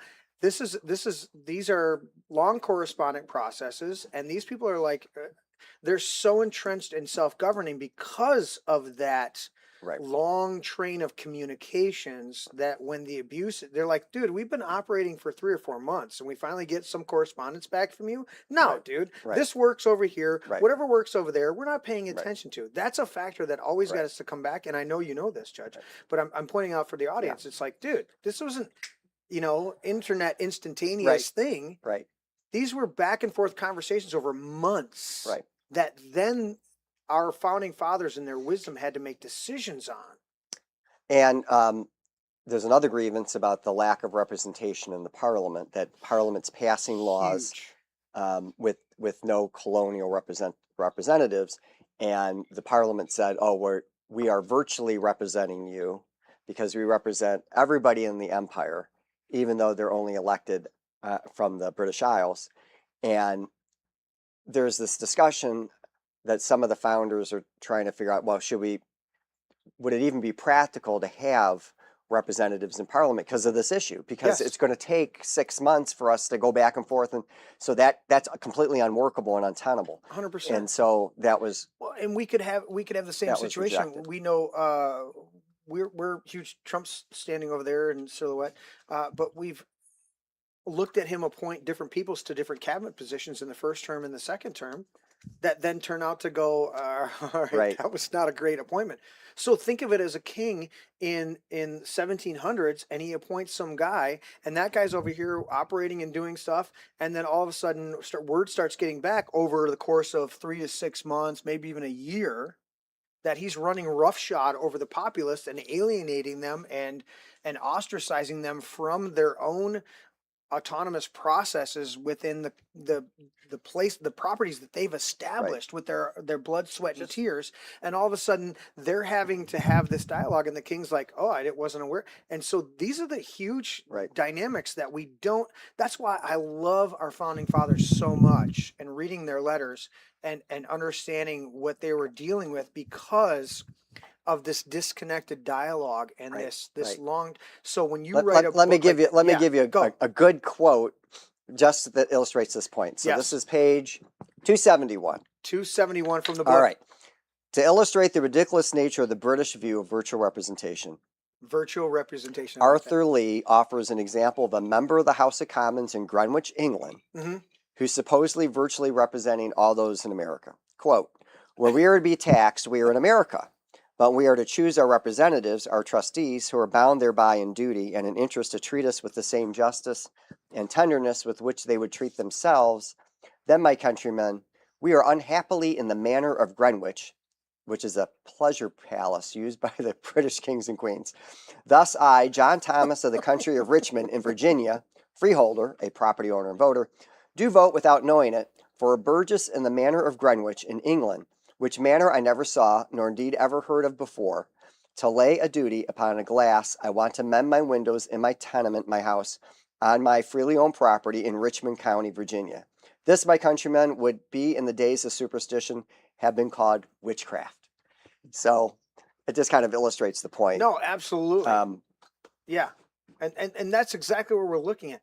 And the fact that you're running for a Supreme Court in Michigan with this wealth of experience, that you not only did it on a podcast, but then took the time to go, all right, we're going to do this, and the labor intensity that it takes to draft a book like this. This is not a novel. This is not, some hyperbole or something that you came up with your imagination and you wrote out a some kind of dialogue in a novel. This is a historical book where you had to labor over this just as much as you labor over your decisions. Right. This is why you need to be the next Supreme Court justice. Is there anybody else? How long did it take you to Thank write you. that, Judge? I get this question a lot. The reality is, there are parts of the book where I did the research about 35 years ago.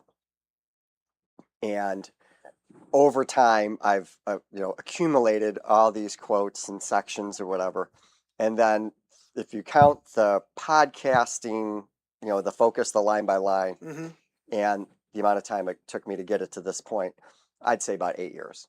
About 8 So, years. so yeah, because I'm doing it at 10 o'clock at night, and I have a real job, and I have Patriot Week, and I have a family. So tell us about Patriot Week. Sure. What is that? Tell it. Do we have a website link for that, or is it on It's the patriotweek.org. Oh, patriotweek.org.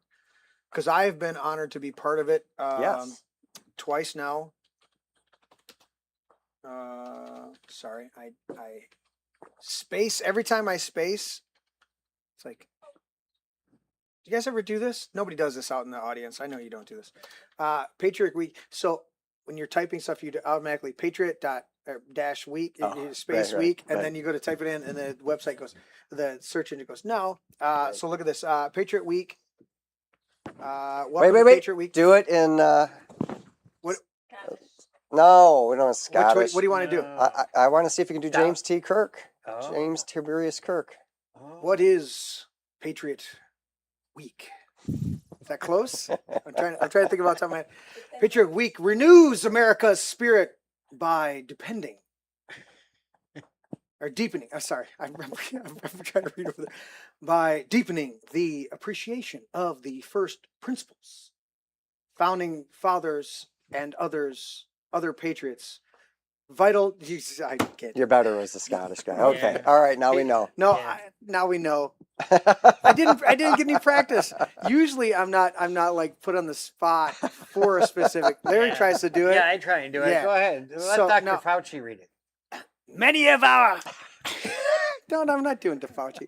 I want to do a Southern. So many of our current holidays have become overly commercialized or have lost their deepening meanings, and we need to integrate our appreciation, listen, and understanding of the America's spirit, anchored by the key dates of September 11th, the anniversary of the terrorist attacks, and September 17th, the Constitution Day, and the anniversary of the signing of the Constitution by our founding fathers. The schedule for each day has a separate focus.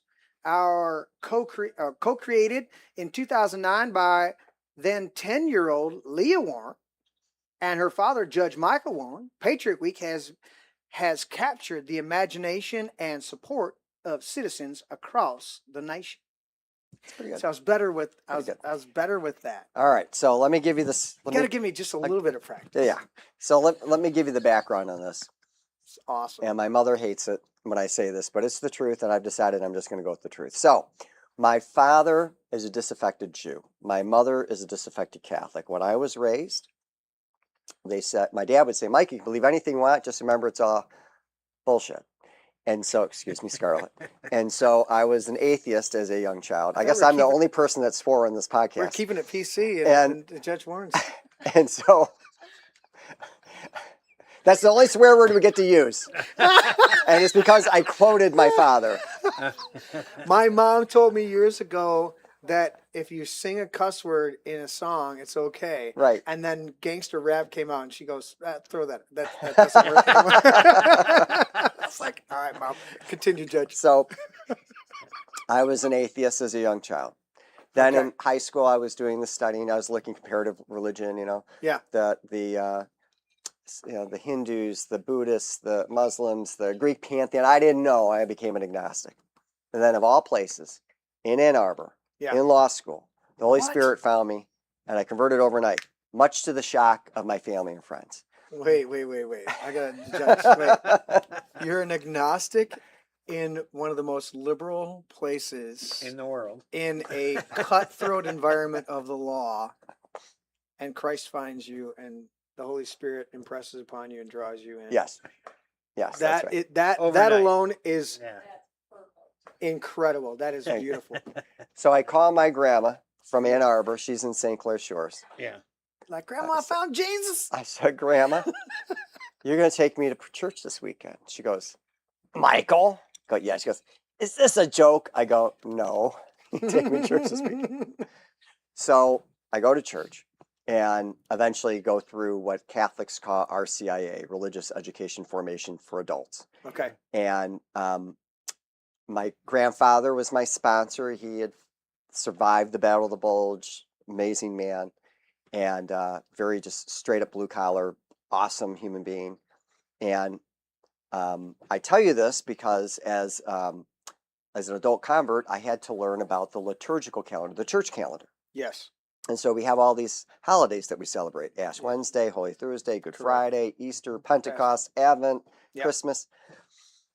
And I came to realize that we have those days. Some of them are historically linked, like we actually know when it is. Mhm. Some of the days, we're a little fuzzy on, but we Mhm. decide that, We're going to celebrate on we're this gonna day regardless of what we think it actually might be. right. And we celebrate it. Why? To stop in the hustle bustle of a day to renew our faith. And all the great religions have this idea. A The moment, Buddhists, the of, Hindus. a moment of pause and reflection. Right, exactly. Very well said. And then I realized as a student of history, I said, wait a minute. We had a civic calendar. We had Washington's birthday, Lincoln's birthday, Memorial Day, Independence Day, Thanksgiving, Armistice Day. Yeah. Why? To stop on the hustle bustle of a day to renew our faith Huh? in America. In fact, when we declared independence, so this is also in the book, we passed a resolution for independence on July 2nd. Yes. So we are officially cut the bans off, the political bans, on July 2nd. Yes. But we don't announce it to July 4th through the declaration. And it's not solidified until you just started to say it. October. Oh, well, not until All the signatures. right. So there's Yeah, it's all complicated. there's a long, if Yeah. you really want to get into the Yeah, it nitty, starts it's to get actually all in the book. Yes. There's several different Get versions. the book, guys. There's several different versions of the declaration. So there's the one that's a July 4th version. Then there's another one because New York abstained, and then New York joined. Yes. And then there was sign one that then they had a printer do it, and the first one's released with just John Hancock and Charles Thompson, who's the Secretary of the Congress. And then eventually they want one that's signed by everybody, so that's called the engrossed version. In the interim, John Adams tinkers with a few words, so inalienable becomes unalienable. So there's 4 major versions that we've had. I love the clarification because most people think that it was, again, the communication, all this other Right. things. They think it was all instantaneous. Oh, they just decided on one day, July 4th, just decided. Right. And I go, dude, this is a Right. process. It was a process. And in fact, Jefferson wrote the draft. He gave it to the committee. Mhm. Franklin and Adams made some suggestions. Some people claim they know what the suggestions are. I could not find evidence about much about what they actually were. Then it got went to the Second Continental Congress. And the Second Continental Congress, after we adopted the resolution on July 2nd, they debated from July 2nd to July 4th the declaration, and they sliced and diced many of the words. So some of the things that you were referring to earlier were either taken out by the Congress or taken out by Ben Franklin or John Adams Right. earlier. Right. A lot And of editorial debate.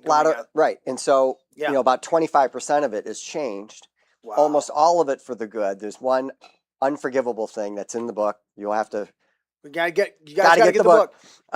But getting back to Patriot Week, so Adams writes to his wife Abigail Yes. that the anniversary of this day of independence will be forever celebrated with bells and bonfires and games and illuminations in the sky from one end of the continent to the other, now and forevermore. Wow. He thought it was going to be July 2nd, Yes. but it ended up being July 4th. Yes. And he also said, and we still do that, right? But he also said it should be a solemn day of devotion for the blessings of liberty. It ought to be solemnized. And I don't know about you, the last time I had a hot dog at a 4th of July party, not a particularly solemn occasion. And so, No, it's kind of bombastic, but what do you think? Is it irreverent? it's just mostly just devoid of true meaning. So what I do in my July 4th celebrations is I pull out the declaration, and I make everybody there read a sentence or two from it, and I get all these Where do you do this groans at my house in my backyard. All right, so Really invite me next year, time. Amber, I want to be there for that. next year, Amber, I want to host Judge Warren here at the Man Cave because it's not going to fall on a Saturday where everybody's scattered to the wind and their lake parties. I want to host Judge Warren here, and we're going to do a whole celebration here. The band will play, and we'll do that. We'll do that same thing. We'll just pass the That's microphone great. around here. All right, let's Write do that it. down. Let's do this because that is the way that I want to celebrate it. Yeah. We can have the fireworks. We can have the band. We Yep. can have all the food and the entertainment. But if we don't have that reflection on the So solemn many people occasion, have lost. It's Independence Day. It's Right. not Happy 4th of July. Right. and right. most It's of our Independence Day. Exactly right. and Yeah. most of our founding fathers lost so much. Most of them didn't recover. Right. The vast majority of them. I mean, we were at Washington and Jefferson and Monticello and some of it's like the vast majority of them gave their quite literally their life, their tribute, their blood, sweat, and tears on the altar of liberty, and we don't recognize the sacrifice that was made. Right. It's Right. when you sit back and you actually embrace what they Right. gave to Right. found this country, it is astounding and humbling. It is. Yeah. So I'm going to keep this podcast on track. Dude, and keep go it on back track. to Patriot Judge. Week. Keep it on So, track, Judge. All the civic holidays that we've had. Yeah. Another one is Memorial Day. So Memorial Day began as a sacred day in which women would go decorate the graves of those who'd given their last full measure of devotion for the blessings of liberty Yeah. during the Civil War. Yeah, Civil War. Yeah. And then it became, so it was called Decoration Day. And Yep. then eventually it became Memorial Day, and eventually it took in all the soldiers who had Correct. passed away, Yes. giving for our freedoms and liberties. Yeah. And now it's a 3-day weekend as an empty excuse for barbecue sales. Go up north. You can wear white. And I said barbecues and sales. So, appliance sales, whatever. Right. So I was explaining this to my daughter, Leah, who at the time was 10. We were at a Japanese steakhouse. Remember it very well. And she goes, Dad, that's wrong. We need to do something. We need to start a new celebration for America. Okay. And I went, ooh. You're at a Japanese steakhouse and your 10-year-old goes, Dad, Yeah.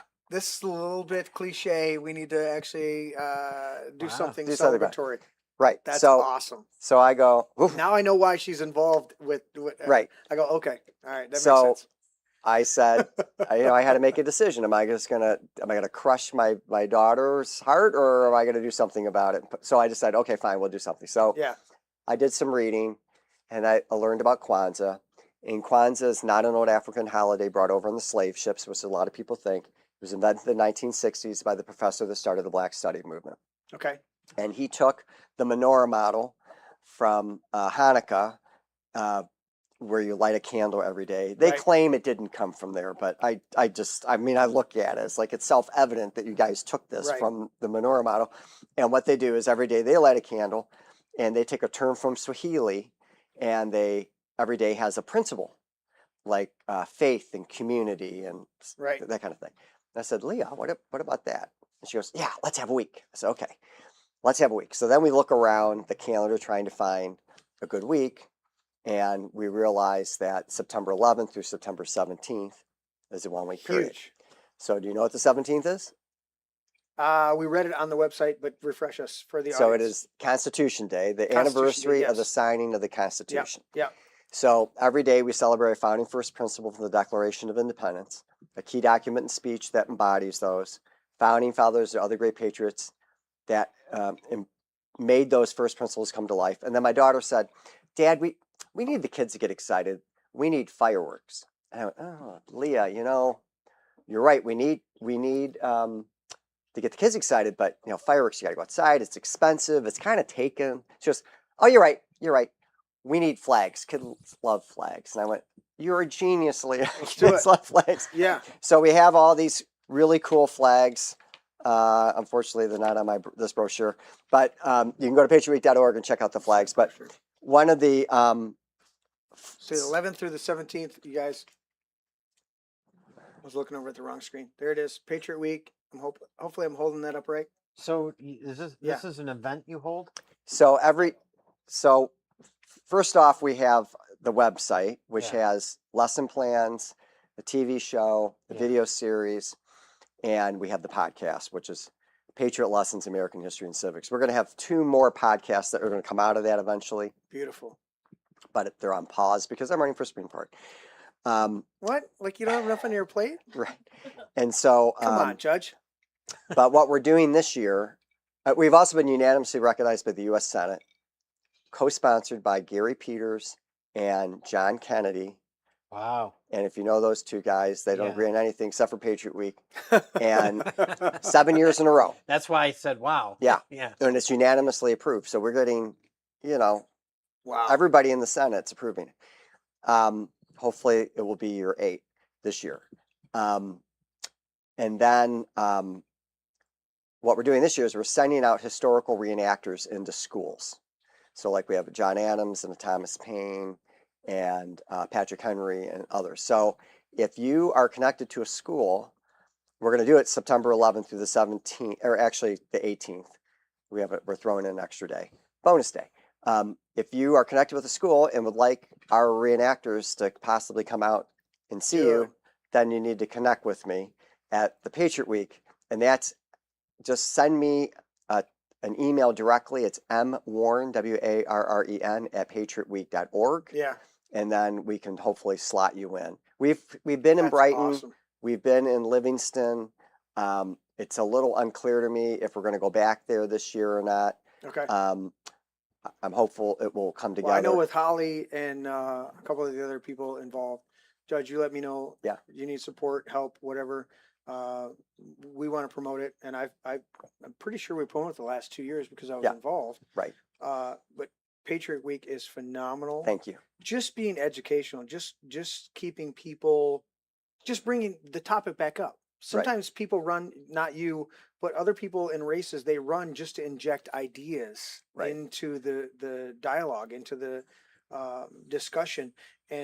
But this is something that we need to keep at the forefront of what's going on in our nation, because if people, I think, I can't remember which founding father, you'll tell me, but one of the founding fathers talked about that if we don't have an educated populace, then we're lost. Or he didn't use the words lost, but it's like an uneducated populace is going to be the detriment to us all. Is basically. Several of them said that. Jefferson was a big proponent of public education because he wanted to make sure that we would have an educated citizenry to be able to keep our That's it, educated republic. citizenry. Yeah. So it was Jefferson. Oh. So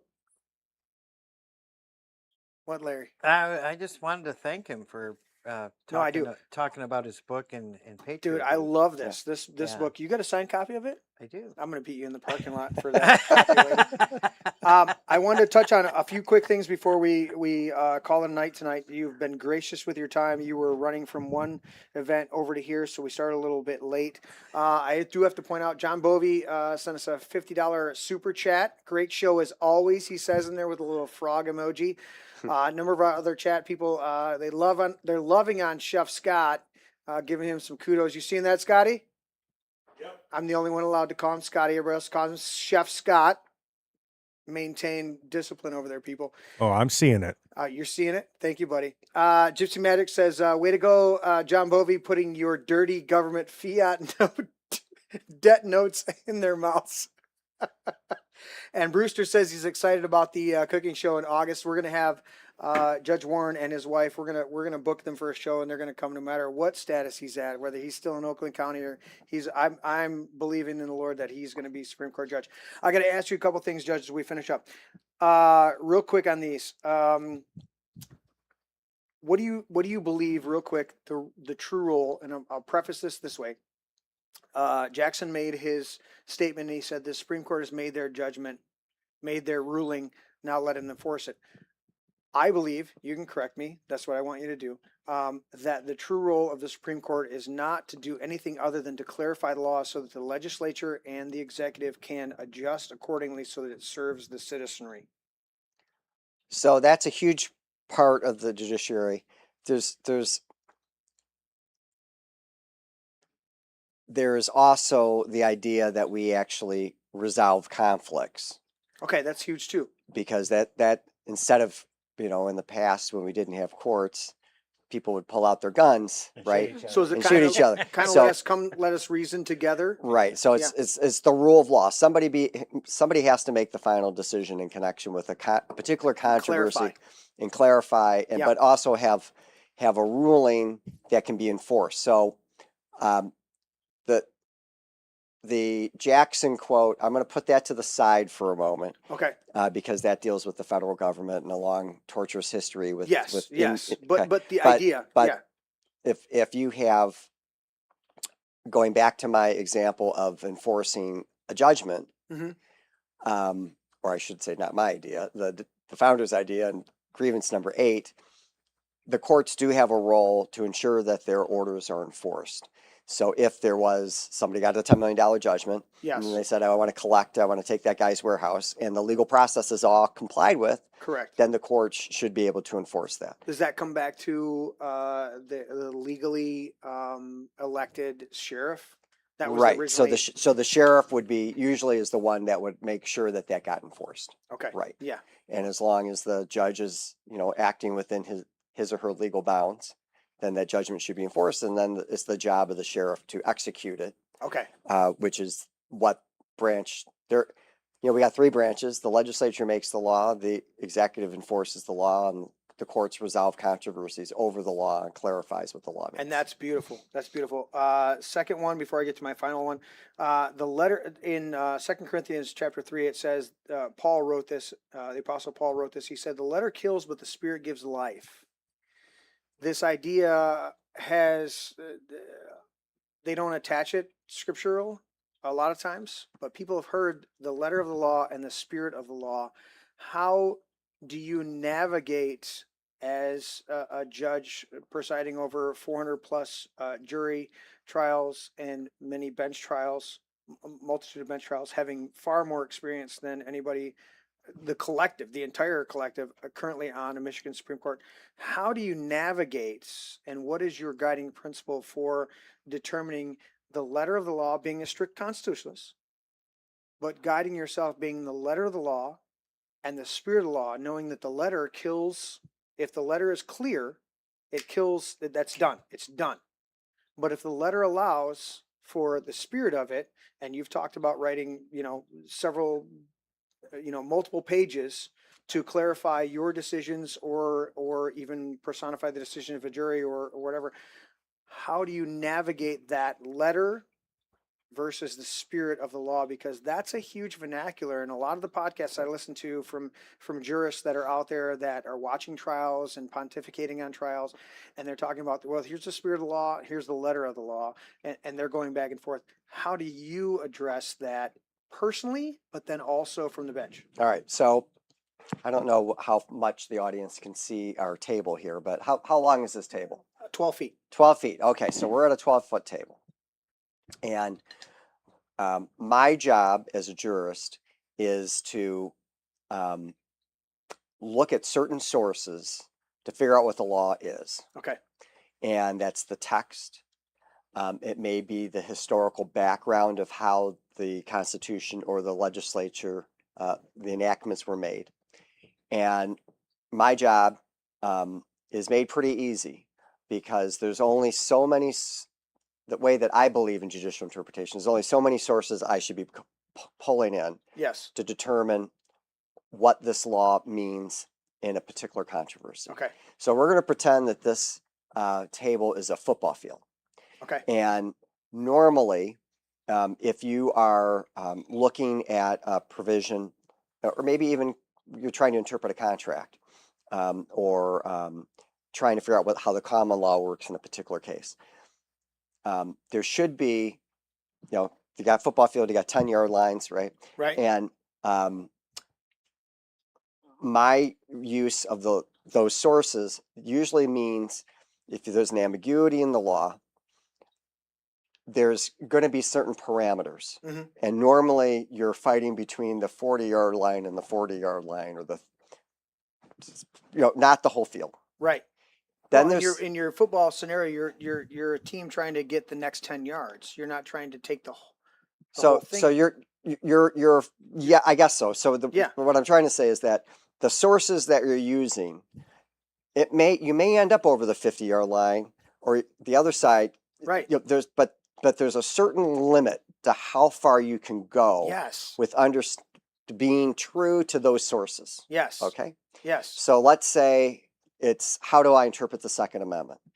So you look at the language of the Second Amendment. Mm-hmm. You look at what did James Madison write? How did it become into the Constitution? Yeah. You look at what the folks that adopted the Constitution, the ratifiers, what were they centered on? Yeah. And so that's your between 40 and 40. And you can have jurists that are using the same philosophy as me disagree, have different outcomes based on that. One might be a 140-yard line, the other might be another 40-yard line. Okay? Yeah. Then there's judges that say, and so the spirit of the law in that view is, well, what was the grievance that they were trying to resolve? What was the when they were in Congress and Madison was drafting and they changed the draft from this to that, how should we interpret the final language in light of those provisions? Okay, so that's a pretty narrow constraint. Yeah. I'm not looking at what did they do in South Africa or in China. I'm not looking at citing foreign foreign authority. I'm not looking at yeah, foreign yeah. authority. foreign I'm not precedent. looking at Marx's interpretation of the Second Amendment. I'm not looking at how Plato dealt with this. Right. Unless you can say that, unless Madison said, I'm citing Plato and I'm incorporating the Plato principle into, and maybe there is, right? Right. But there isn't. He only applies in the Republic. Right. So it's limited. Yes. Then there's other people that say, no, we should look at all these other sources. So they're saying under the guise of the spirit of the law, they're bringing in all this other stuff. So they have now filled the football field. And we're getting that. And we're getting that from certain jurists. And there's other people that are playing basketball over there. And it's got nothing to do with the field. Nothing to do with the field, okay? Wow. And so you're talking about that, figuring out between that 20 yards in the midst of 100 yards. You're like, I'm going to narrow this field down and going that we got to make a judgment within this 40 to 40, right? We're trying to hit the 50 one way or the other, but there's 100 yards and then there's people over here in another field, and you're equating that to the spirit versus the actual letter of the law. Right. And that is a hard navigation. Right. So my job, I believe the role of the court is not to legislate, not to amend, not to be a living, the Constitution, to be like a little constitutional convention. Some people say, we can't have, it's so hard to amend the Constitution. So it's the job of the court to update it and modernize it. It is not the job of the court to update and modernize it. It's the job of the people to do that. Yes. Through the way the Constitution, legitimate constitutional methods. And so we have a whole bunch of other people out there that say, I want to go play basketball, or I want the communist revolution or whatever. And they're throwing it in the guise of the spirit of the law. Right. Because there is a spirit of the law. If you're within the 40-yard lines, right, there is a spirit there. It's a micro, but, not the macro. But they're stretching that to import other things. I love that. It's beautiful because you're a strict constitutionalist. Are we taking questions from the audience? We're going to take a couple questions from there. Did I not scroll up? Yeah, Gypsy Magic had a question. It was interesting. Yeah. But I'm not sure we want to go there. Is it going to be assess it, Larry, and see if it's going to? I appreciate Gypsy Magic. He's awesome. All these things in the show. We do. It's a pretty serious question, but I don't know. I want to touch on this. Read that real quick. Judge, you're reading that. Yeah. The United States. If we want to cover it real quick, if it's going to be tough, our time is waning. We'd love to keep the judge here all night long and feed him more coffee, but he's drinking decaf, so I don't know he's going to stay awake. I know that Scott's. Do you think you want to address that? I can address it, not necessarily in the way that she's phrased it, but pretty close. So, all right, so Larry, read what Gypsy Magic is writing. Gypsy Magic is asking for a view on jury nullification, and it's. Oh no, I was reading the other one. No, the other. Oh, what's the other? The United States of America was founded on a limited constitutional republic, a federation of sovereign and independent states bound with a federal government created primarily for the purposes of defense and to oversee fair commerce between the states. Now, I don't know, you're running for Supreme Court of Michigan. Right. I don't know. Granted, we fought a large portion of the War of 1812 in the Great Lakes between, the Canada Republic and stuff like that. Do you want to address that, Judge? So real quickly, this is a great question. Okay. The basic outline of the federal Constitution is that we have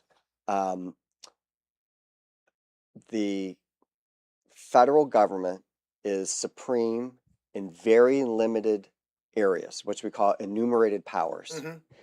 And so there's a list in Article 1, Section 8 of specific things that the federal government can do. Right. And then everything else is supposed to remain with the states. The 10th Amendment reaffirmed that view, which is that all powers not reserved to the federal government are reserved to the states or the people. So my view is that that is how the Constitution is supposed to be read, which means that the federal government is extraordinarily limited in its proper constitutional role. It was never supposed to be this huge central government bureaucracy that controls a whole bunch of the totality of the country. And I think that was one of the major things that was challenged during the Civil War was this are we going to have a central government, or are we going to have these nation these kind of quasi-independent nation states that have a central government for protection and what you just said. Right. I mean, in part, I would say the Civil War's, that's 5 podcasts that we dedicate to that. Yeah. But Dude, I could sit and but talk to you right. all night, So- Judge. This is awesome. The bottom line is that we have a nation state that was created by the federal by Yes. the original Constitution as amended. Yeah. There's in Article 1, Section 8, specific powers that's given. Yes. Somebody mentioned the right to the right to regulate, oversee commerce between the states, interstate commerce. Yeah. That has been expanded. The Supreme Court's view of what that means has exploded the ability of the federal government to intervene in many areas of the world. Yeah. And that's another podcast. But that's I think the practical reality. I think everybody recognizes that Yeah, we that's what's recognize- happened. Yeah, the bureaucracy has grown beyond our And so limited time here on the air. right. So how you term it, is a limited constitutional republic and little republics inside of it. I think we Yes. have one nation with which is a federalist system, and under the federal government is not a national government. And what I mean by that is that it's supreme. Madison wrote about this, Mhm. not in this book, in my other book. I quote it. How many books do you have, Just Judge? 2. America's Survival Guide is the other book, but that one, Dude, they're going to be every week from now on. We're going to promote your book. We just had a So- friend that wrote a book on the show. He was on the show a while ago, but they turned his book into a movie. oh, that's great. It's right Yeah. over. It's sitting right over there. Yeah, it's sitting right over there. No, that's not that's Who is his it? next Is book. it Pastor Toma? no, no, no, Carl that's Mankey. another one. That's Carl another one. Mankey. Carl Mankey Mankey. did Remember the Revenge of Harson's Island. That's Oh. Larry's squirrel. Go, Yeah. Judge. Okay, Well, he's so going to be the next one. So, So- yeah. 2 books on here. We're going to promote them. all right. So the federal system. So there's not we're not a national government because, as Madison wrote, a national government would assume that the national government would have the authority over everything. It would be supreme over everything. Right. And he said, no, there are certain things that the federal government is supreme over the states, but there's other things that the states are supreme over the federal government. Yeah. And I'll give you a real life example since I'm running for Michigan Supreme Court. We are the ultimate, assuming I get on, we are the ultimate authority on what Lord willing. Yes. Lord willing, what the Michigan Constitution means.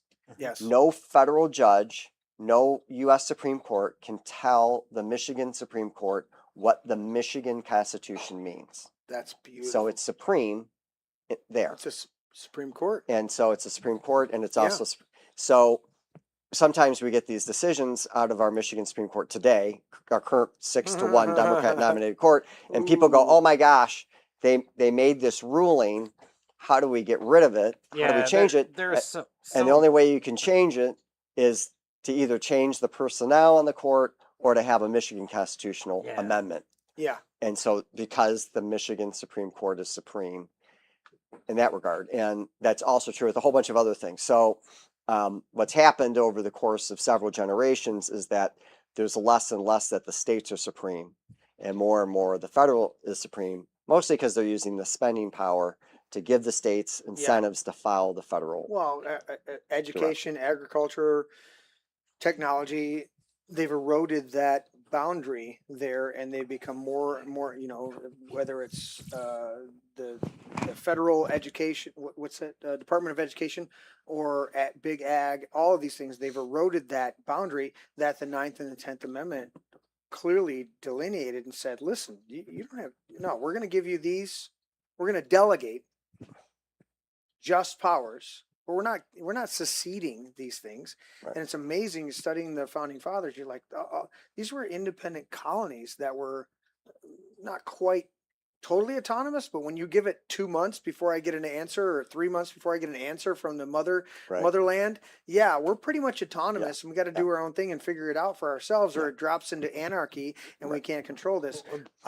Yeah, that's solitary Yeah. neglect, and that's covered in the book too. Yeah, dude. Well, judges are very important, and I think people don't put enough thought into it. Like our Supreme Court, the Michigan Supreme Court now, we have one guy, Brian Zara, Yeah. who is like a shining star in a sea of darkness. You know, Was that Larry's I opinion mean, only? I'm not speaking for anybody but myself, but the Supreme Court is a clown show. I don't disagree with you, Larry. You know, the Michigan Supreme Court. Is I a endorse clown everything show. Larry just said on this podcast. So, and we need somebody on the Supreme Court who's gonna that's gonna gonna look follow at the the law, Constitution. and that's that guy right Right. there. Yeah, you know, it's the other. I question that they ever even saw the Constitution. Isn't it amazing that You know, the left will push every single boundary they can and legislate from the bench, but the guys that bend over. This is one thing I saw with Trump in the first administration. He didn't sign. Signed very few executive orders because he bent over backwards to see if he was.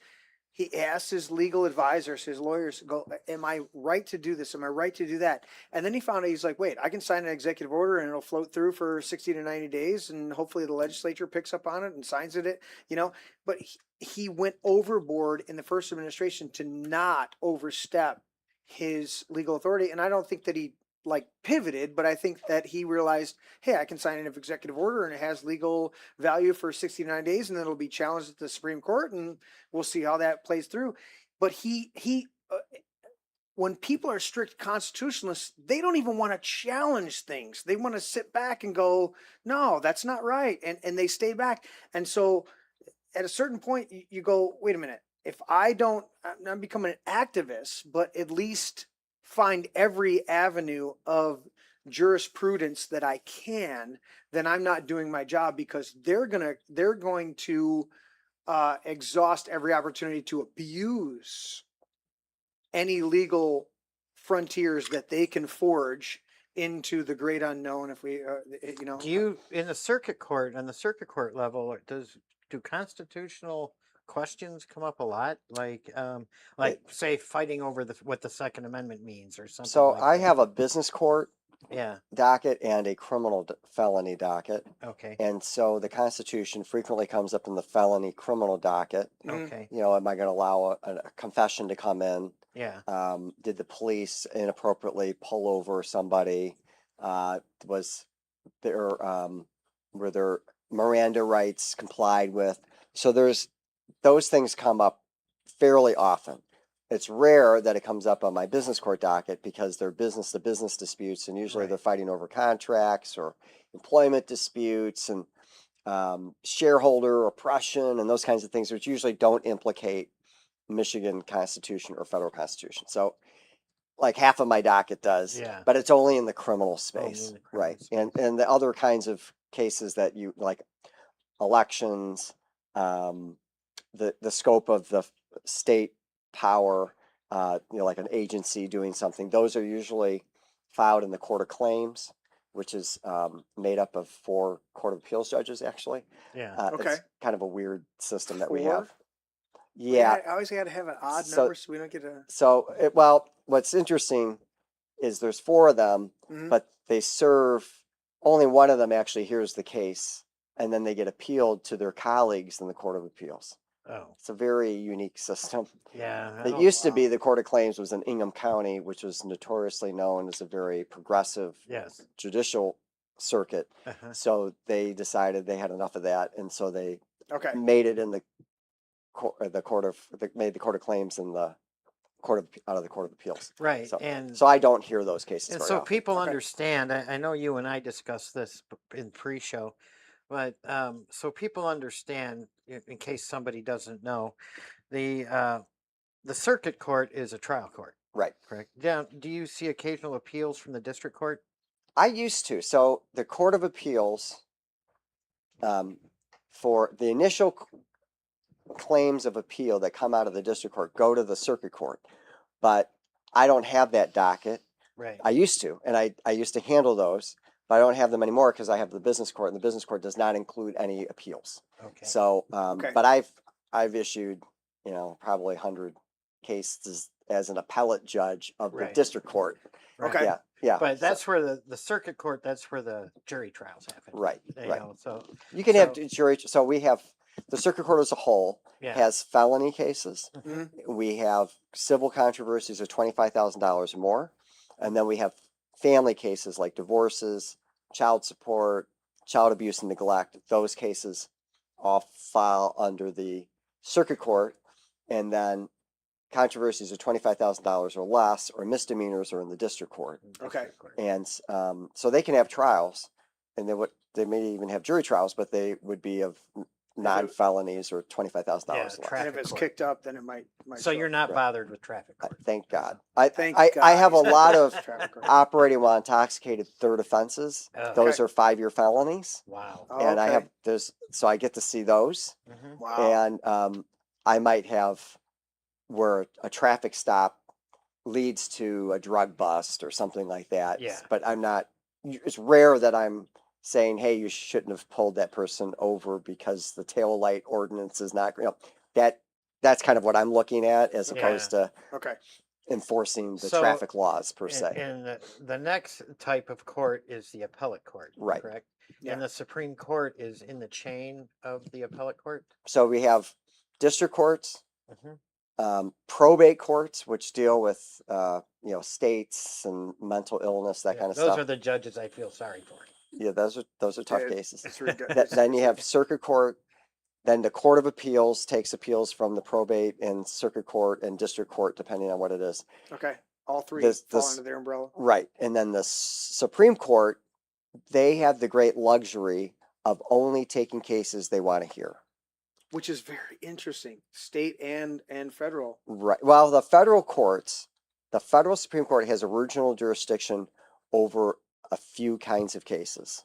Fights between states, Yes. fights between a foreign government and the Yes. United States. So there's a few that fall directly into the United States Supreme Court, where the Michigan Supreme Court has no original jurisdiction. It's all appeals. But that idea of being able to just go, no, we're not going to hear that. Right. You're like, what do you mean? It's like, no, the merits of the case don't apply to us, Right. so we're not going to be listening. There's So, nothing that makes me happier than when they affirm me by saying they're not taking the case. And I'm like, yes. Rock on. yes. So, I mean, I'm easy. You know, I'm going to support you. Don't Thank quote. Don't pick that out of I'm the. Yeah. Don't easy. clip that out of the show. Yeah.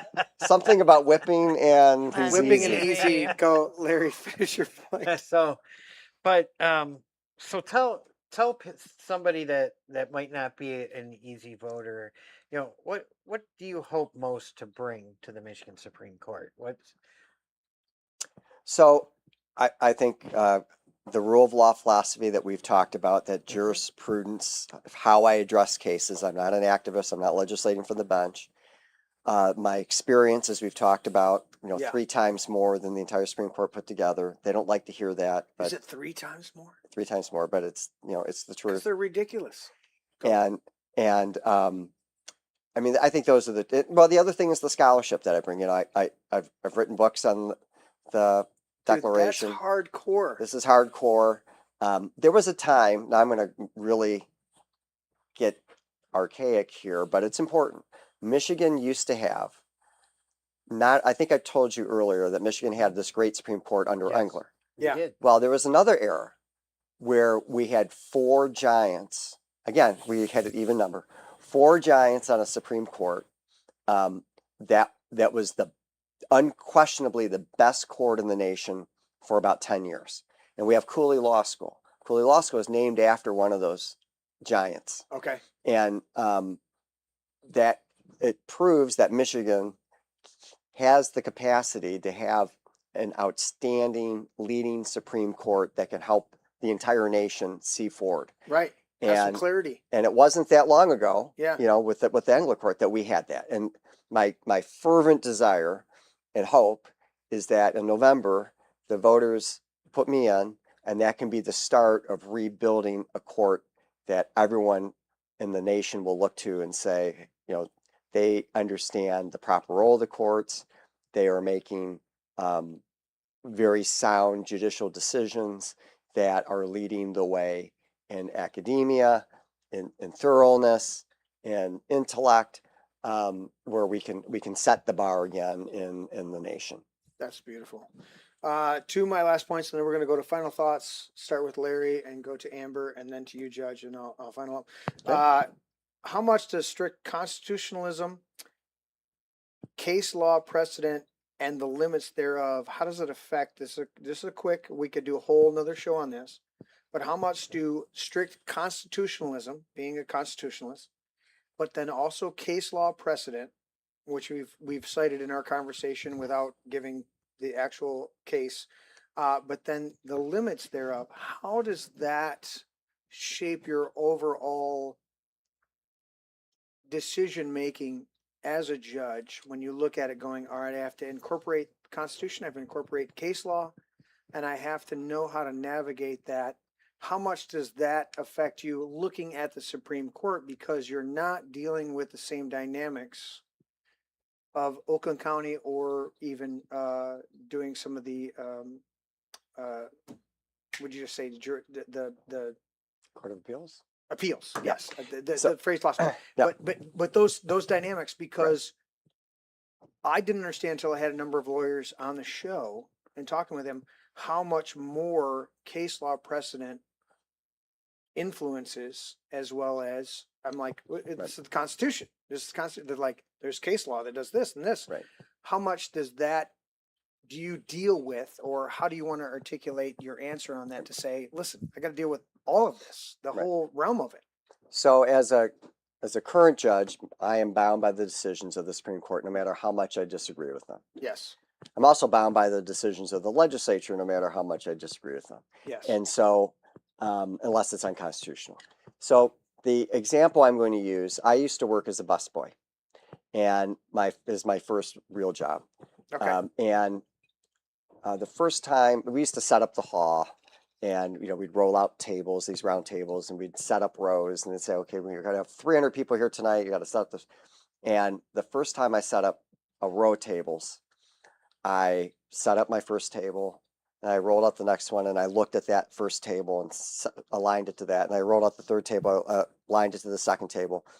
And then at the end of the line, I looked, and I had done this with because I was not looking at the end or the beginning Okay. of the row. I was looking at the table in front of me. Chef Scott would have raced over and just berated you hardcore for Right, not having your right. tables in line. Right. So then I said, okay, I've got to look at the end. I got to look at this pillar Okay. and align every table to the same spot. And then I had a straight row. Okay. Beautiful. So what's happened in jurisprudence in general hmm is that people are looking at the table in front of them.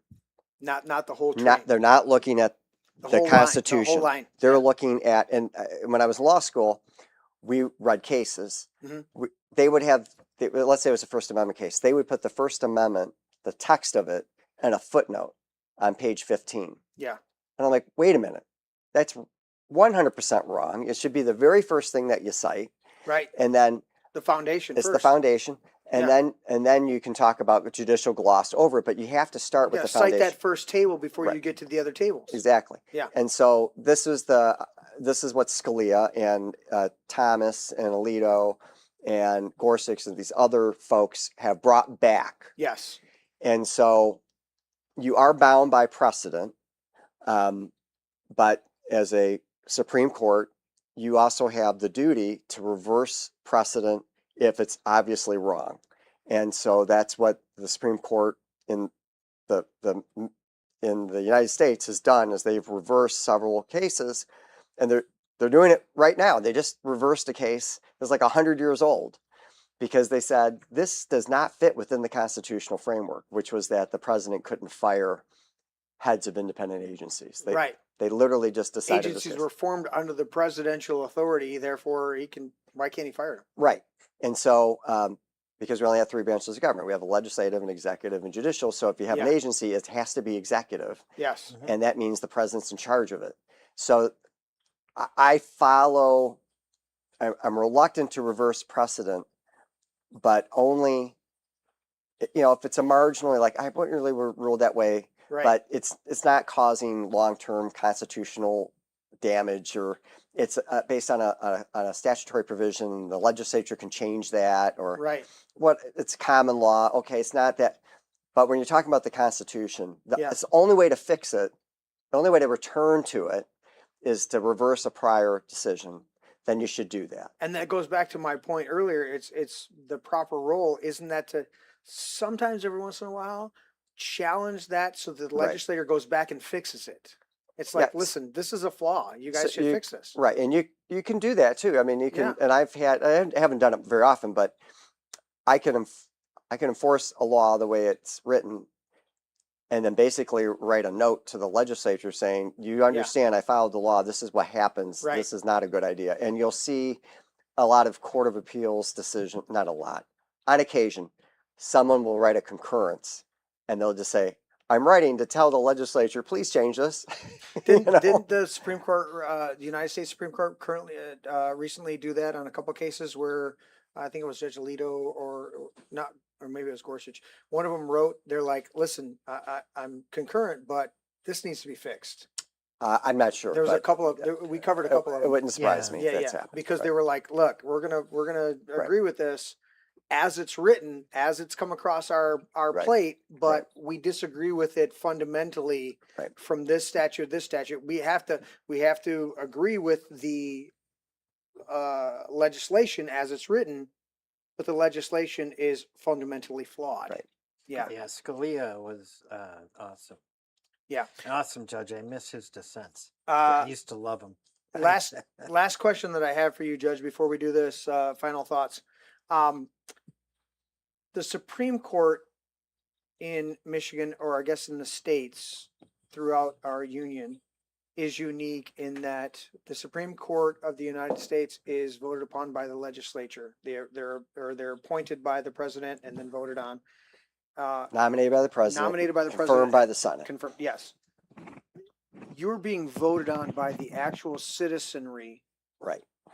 of the great state of Michigan. How? Give me quickly your thoughts on that dynamic alone, that our founding fathers, as you've written about our founding fathers, they set up a central federal government, and in their wisdom, they thought these need to be appointed by the legislatures and or are nominated by the and confirmed, president right. and voted on by the legislature. We have individual states that then vote individually. These are some of the highest, most important offices in our land as far as determining and adjudicating what the interpretations of our laws are that govern the rest of us. I mean, you cited earlier in our podcast Miranda rights. Just Right. that alone was a Supreme Court decision that has become case law. We know that President Trump oversaw the overturning of Roe versus Wade, not overturning it, but making it no longer the precedent, but turning it back to the states. And then each state, unfortunately, our state ruled a certain way, but other states have ruled even more. It's like, listen, the whole thing about abortion. So I look at this dynamic of you being a candidate on a ballot for one of the most important jobs in our state, to be able to not only judge according to law, but being there to clarify and say, I may be concurrent or I may be in the minority against, but I'm going to weigh this judgment according to my best interpretation, the Constitution, case law, and these other things. How phenomenal is that to you, or what do you see when you look at that quickly? I know we could do a whole show on it again. The difference between the federal system of nominating and vetting justices or voting for justices versus you being on the general ballot in a state to be able to sit in a court, which here in Michigan is way out of balance, and you being a strict constitutionalist, looking at the letter and the spirit of the law, wanting to sit there and make the best judgment according to the wisdom that God's given you, but also looking at all the founding documents and the precedents that have been there. How much does that factor into your campaign and your approach and all of those dynamics to go, you know what? I want to appeal to the people, but I also want the people to understand when I'm appealing to them. I want them to realize that I'm going to judge according to the law and precedent to the best of my ability by what God's given me. Judge? So you had a lot in there. So I guess I know, I will say that I am. First, address the difference between the Yeah. federal and state system. So we do have this federal. So I'm at heart a federalist, and what that means is that I believe that states should have as much autonomy as authority as possible Yes. to govern themselves, and that we make the best decisions when you get closer to the people. And so the Michigan Constitution since 1963 has had this, and actually even before that, we had this elected Right. judiciary. So that's the system that I've benefited from. And so I'm thrilled to be on the ballot. I'm thrilled to have been endorsed by 2 major political parties. I'm thrilled that I will be nominated by the Republicans in August. Mhm. And I am looking forward to standing for election, for a couple million people to cast votes and hopefully elect me. Amen. What I will say to them is that I can't promise you that the decisions I make will make you happy, because I'm not a policymaker, and I'm going to make rulings that I'm as conservative or as liberal, progressive, or as libertarian as the law is, and that the essence of being a good judge is actually self-restraint, because you have a lot of power. That's beautiful. And 99 out of 100 of my decisions will not be appealed. And so in the course of a trial, in the course of motion practice, in the course of whatever, Yeah. You have this huge amount. You could always be appealed. You don't know, you roll dice to figure out which of the ones are going to be appealed. Yeah. But you know that 99 out of 100 aren't going to be appealed. And so you have to really, some people get with this thing called black robe disease. Hmm. And black robe disease is that they put on the black robe and they forget where they come from. I think and they're impervious. They think they're impervious. They Yeah. get arrogant. They decide they're the king. I and they're made a gonna- decision. I'm going to make the decisions. I don't care what the law is. And unfortunately, you see more of that than you would like. Yeah. I hope the people that practiced before me would say he definitely doesn't have black robe disease. He follows they don't like it sometimes. I follow the rules very strictly, and they're like, oh, Yeah. can you give me a break? I'm like, no, No. I can't give you a break. So if I give you a break, I have to give everybody else a break, Right. or I look like I'm having favoritism. Right. Go back And, to the yeah. legislature and get the laws Right. changed. I or once- otherwise- What I'd say is I'm going to make decisions based on the law and the Constitution within the 40-yard lines. I'm going to restrain myself, and that they're going to have a fair and impartial judge make decisions, and that should result in justice. And that's what I was looking for, Judge, because I want to be able to tell people, look, the Supreme Court of the United States, they have to lobby these certain politicians. They have to lobby, of course, the president to get the nomination, but then they got to lobby a certain amount of politicians, because if whatever your leaning is, there's going to be a certain number that are going to vote for you no matter what. You actually have to campaign. That's what we're doing tonight, is Right. having you here to profile campaigning to be a judge. Right. And that is a total different precedent than the United States Supreme Court. Michigan Supreme Court, you have to appeal to the people. Right. And I think we've had some good appointees and not some good appointees in recent years for the U.S. Supreme Court. And obviously our state court here is 6-1, right? So we've had some horrible ones that the general electorate has voted for that have not been good.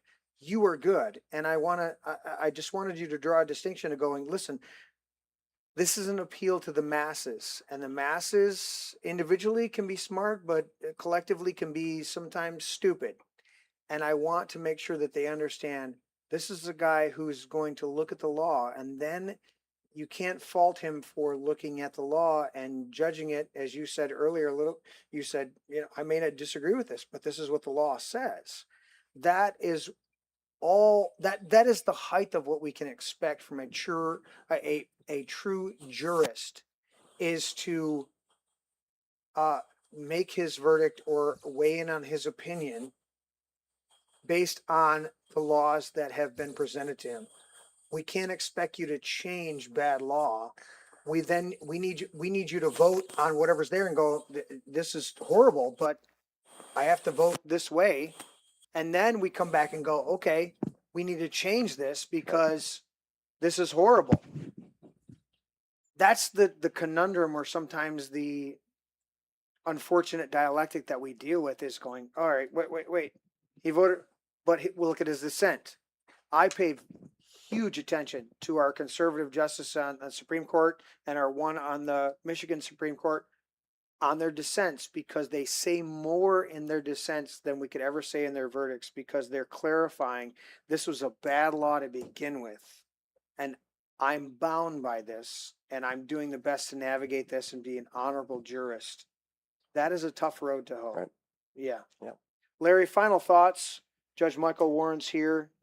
You got a knee brace on, buddy. I'm going to go get a hammer out of the closet. I'll fix that knee.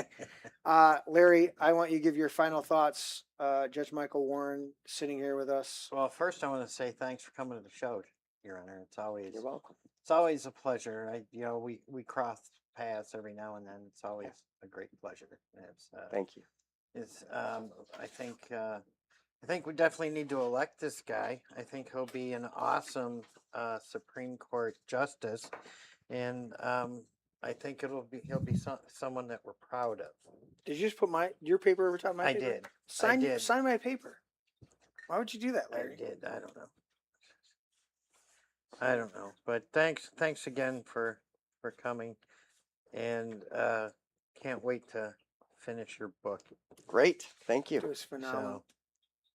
Okay. All right, Amber. I'm going to say a lot because I'm not only here. But you were quiet for the majority of the podcast, and I was like, I made a special effort to invite you and go, dude, you got to come on the show. And Yes. And so I was like, Amber, you got to do it.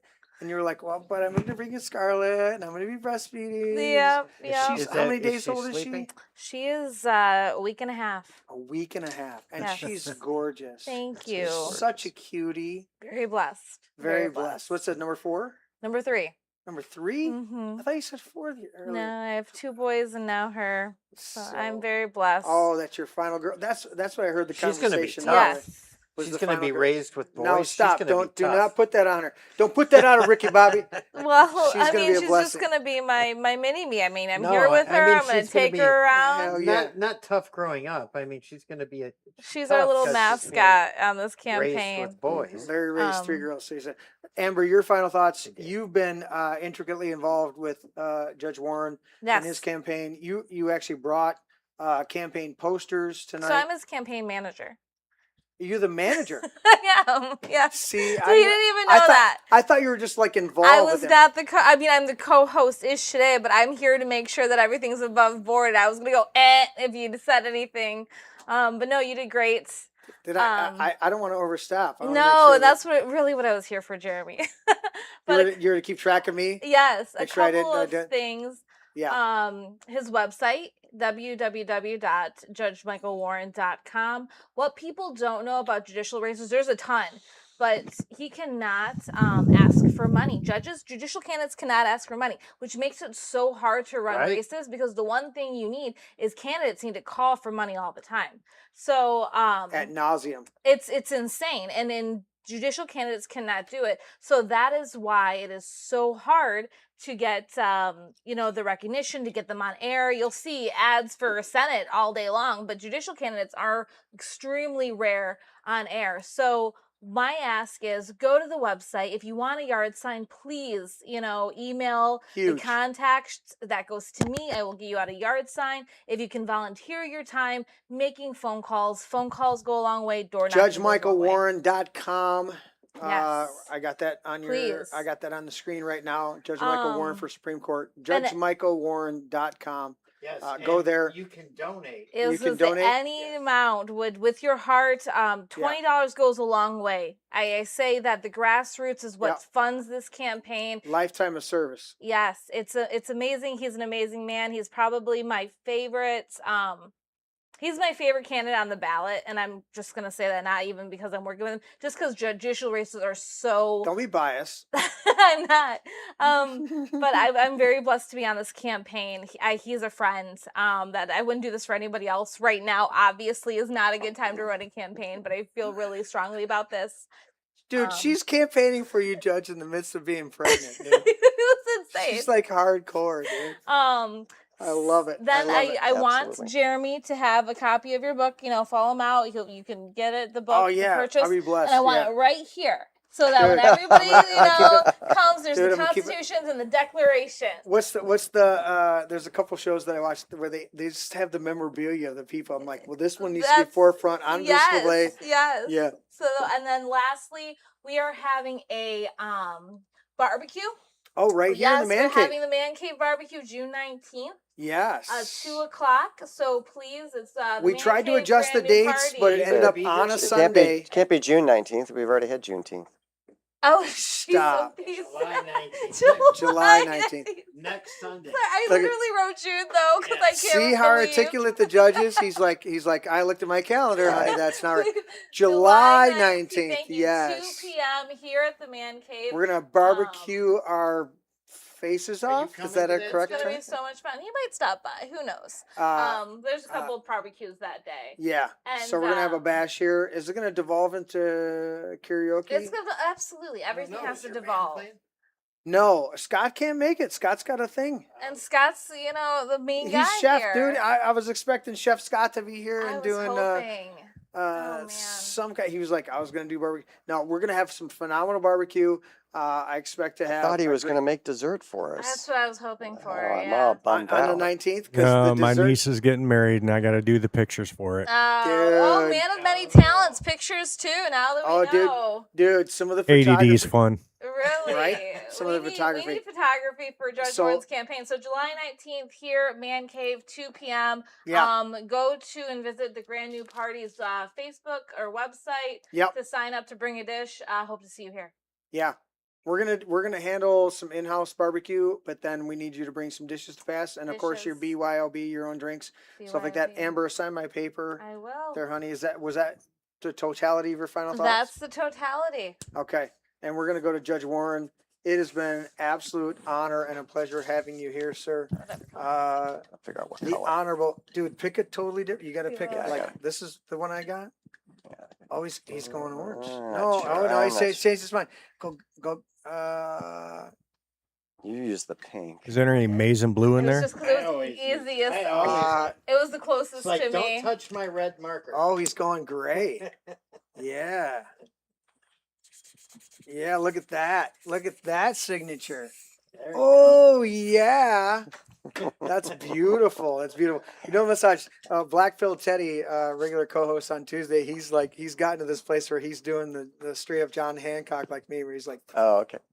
he's like doing the Donald Trump. He's like, "Yeah," like that. Judge, your final thoughts tonight. It has been an absolute pleasure having you on the show, and just getting to know you personally, picking your brain, stuff like this. Obviously, the primaries you've already been.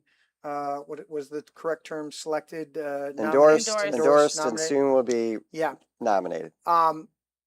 Heading into the primaries in August, but then come the general, we have your back 100%. Thank You need you. to come back multiple times on the show, give us a couple more interviews, and flesh out some more of these ideas. But I think the people already out there understand you, but we got to get a wider swath of Right. people to embrace what your message is, and that's constitutionality.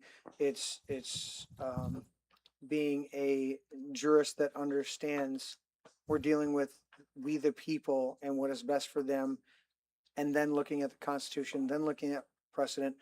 Your final thoughts on the show tonight? Well, Jeremy, Larry, and Chef Scott, thank Oh, you all dude. very much for a great time. When you said 2 to 3 hours, you made did it I 3 say that? hours. Did I say that? And it's really been a lot of fun. I really appreciated the opportunity to spend time with you. I would just remind the viewers, I'm not on the partisan ballots. You got to flip the ballot over, find Michael Warren, fill it in, Okay. tell all of your friends and family, and all their friends and family. This is August? no, This No, is November. November. In yes. November. Yeah, flip it So over. in November, you got to Flip it flip the over in ballot November, over. You got to yes. find my name and fill it in. Yes, sir. Don't vote for the current judges. Some of they will say Justice of the Supreme Incumbent, Court. Yeah. So say Justice of the Supreme Court. You do not want to vote for those people. You want to vote for Michael Warren. And if everybody that thinks the way we do does that, I win. And then Absolutely. Justice Czar will have at least some help and start to make claw back the Supreme That Court. would make me very happy. Yeah. So So, JudgeMichaelWarren.com, The Revolution Words That Forged America on Amazon. 5 golden stars is great.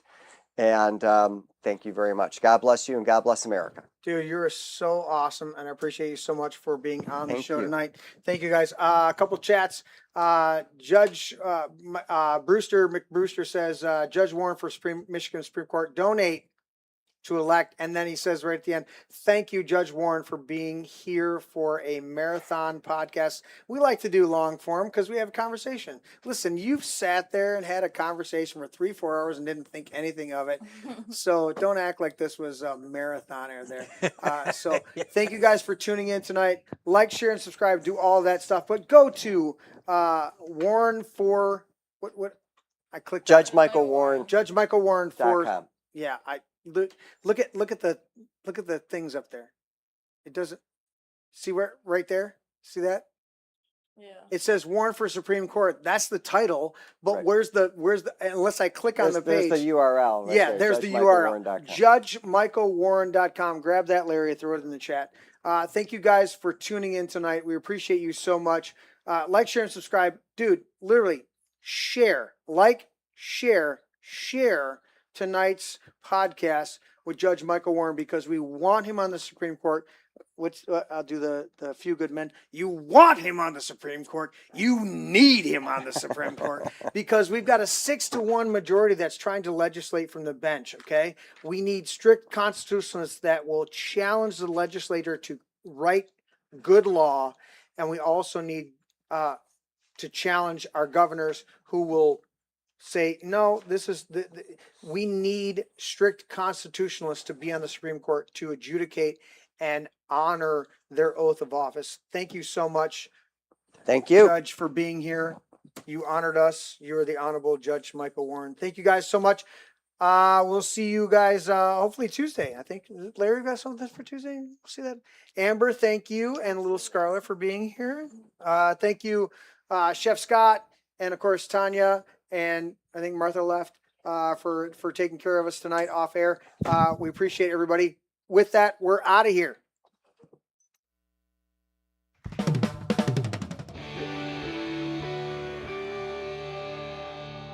This is my brain. Dad, that's an egg. Yeah, that's an egg. Honey, Dude, that's an egg. seriously. That's an egg. It's a metaphor. It's still an egg. That's an egg. I would challenge you. That's an egg. I know my brain is not actually an egg, okay? It's a metaphor. Metaphor or not, that's not your brain. It's just an egg. Una cerveza para mí. My egg is my brain. Can I at least have some bacon, maybe some sausage with that egg, though? Oh, I want some bacon. I want crepes. Have some bacon and pancakes with that egg. I'll take it with cheese. Extra large brown cage-free eggs.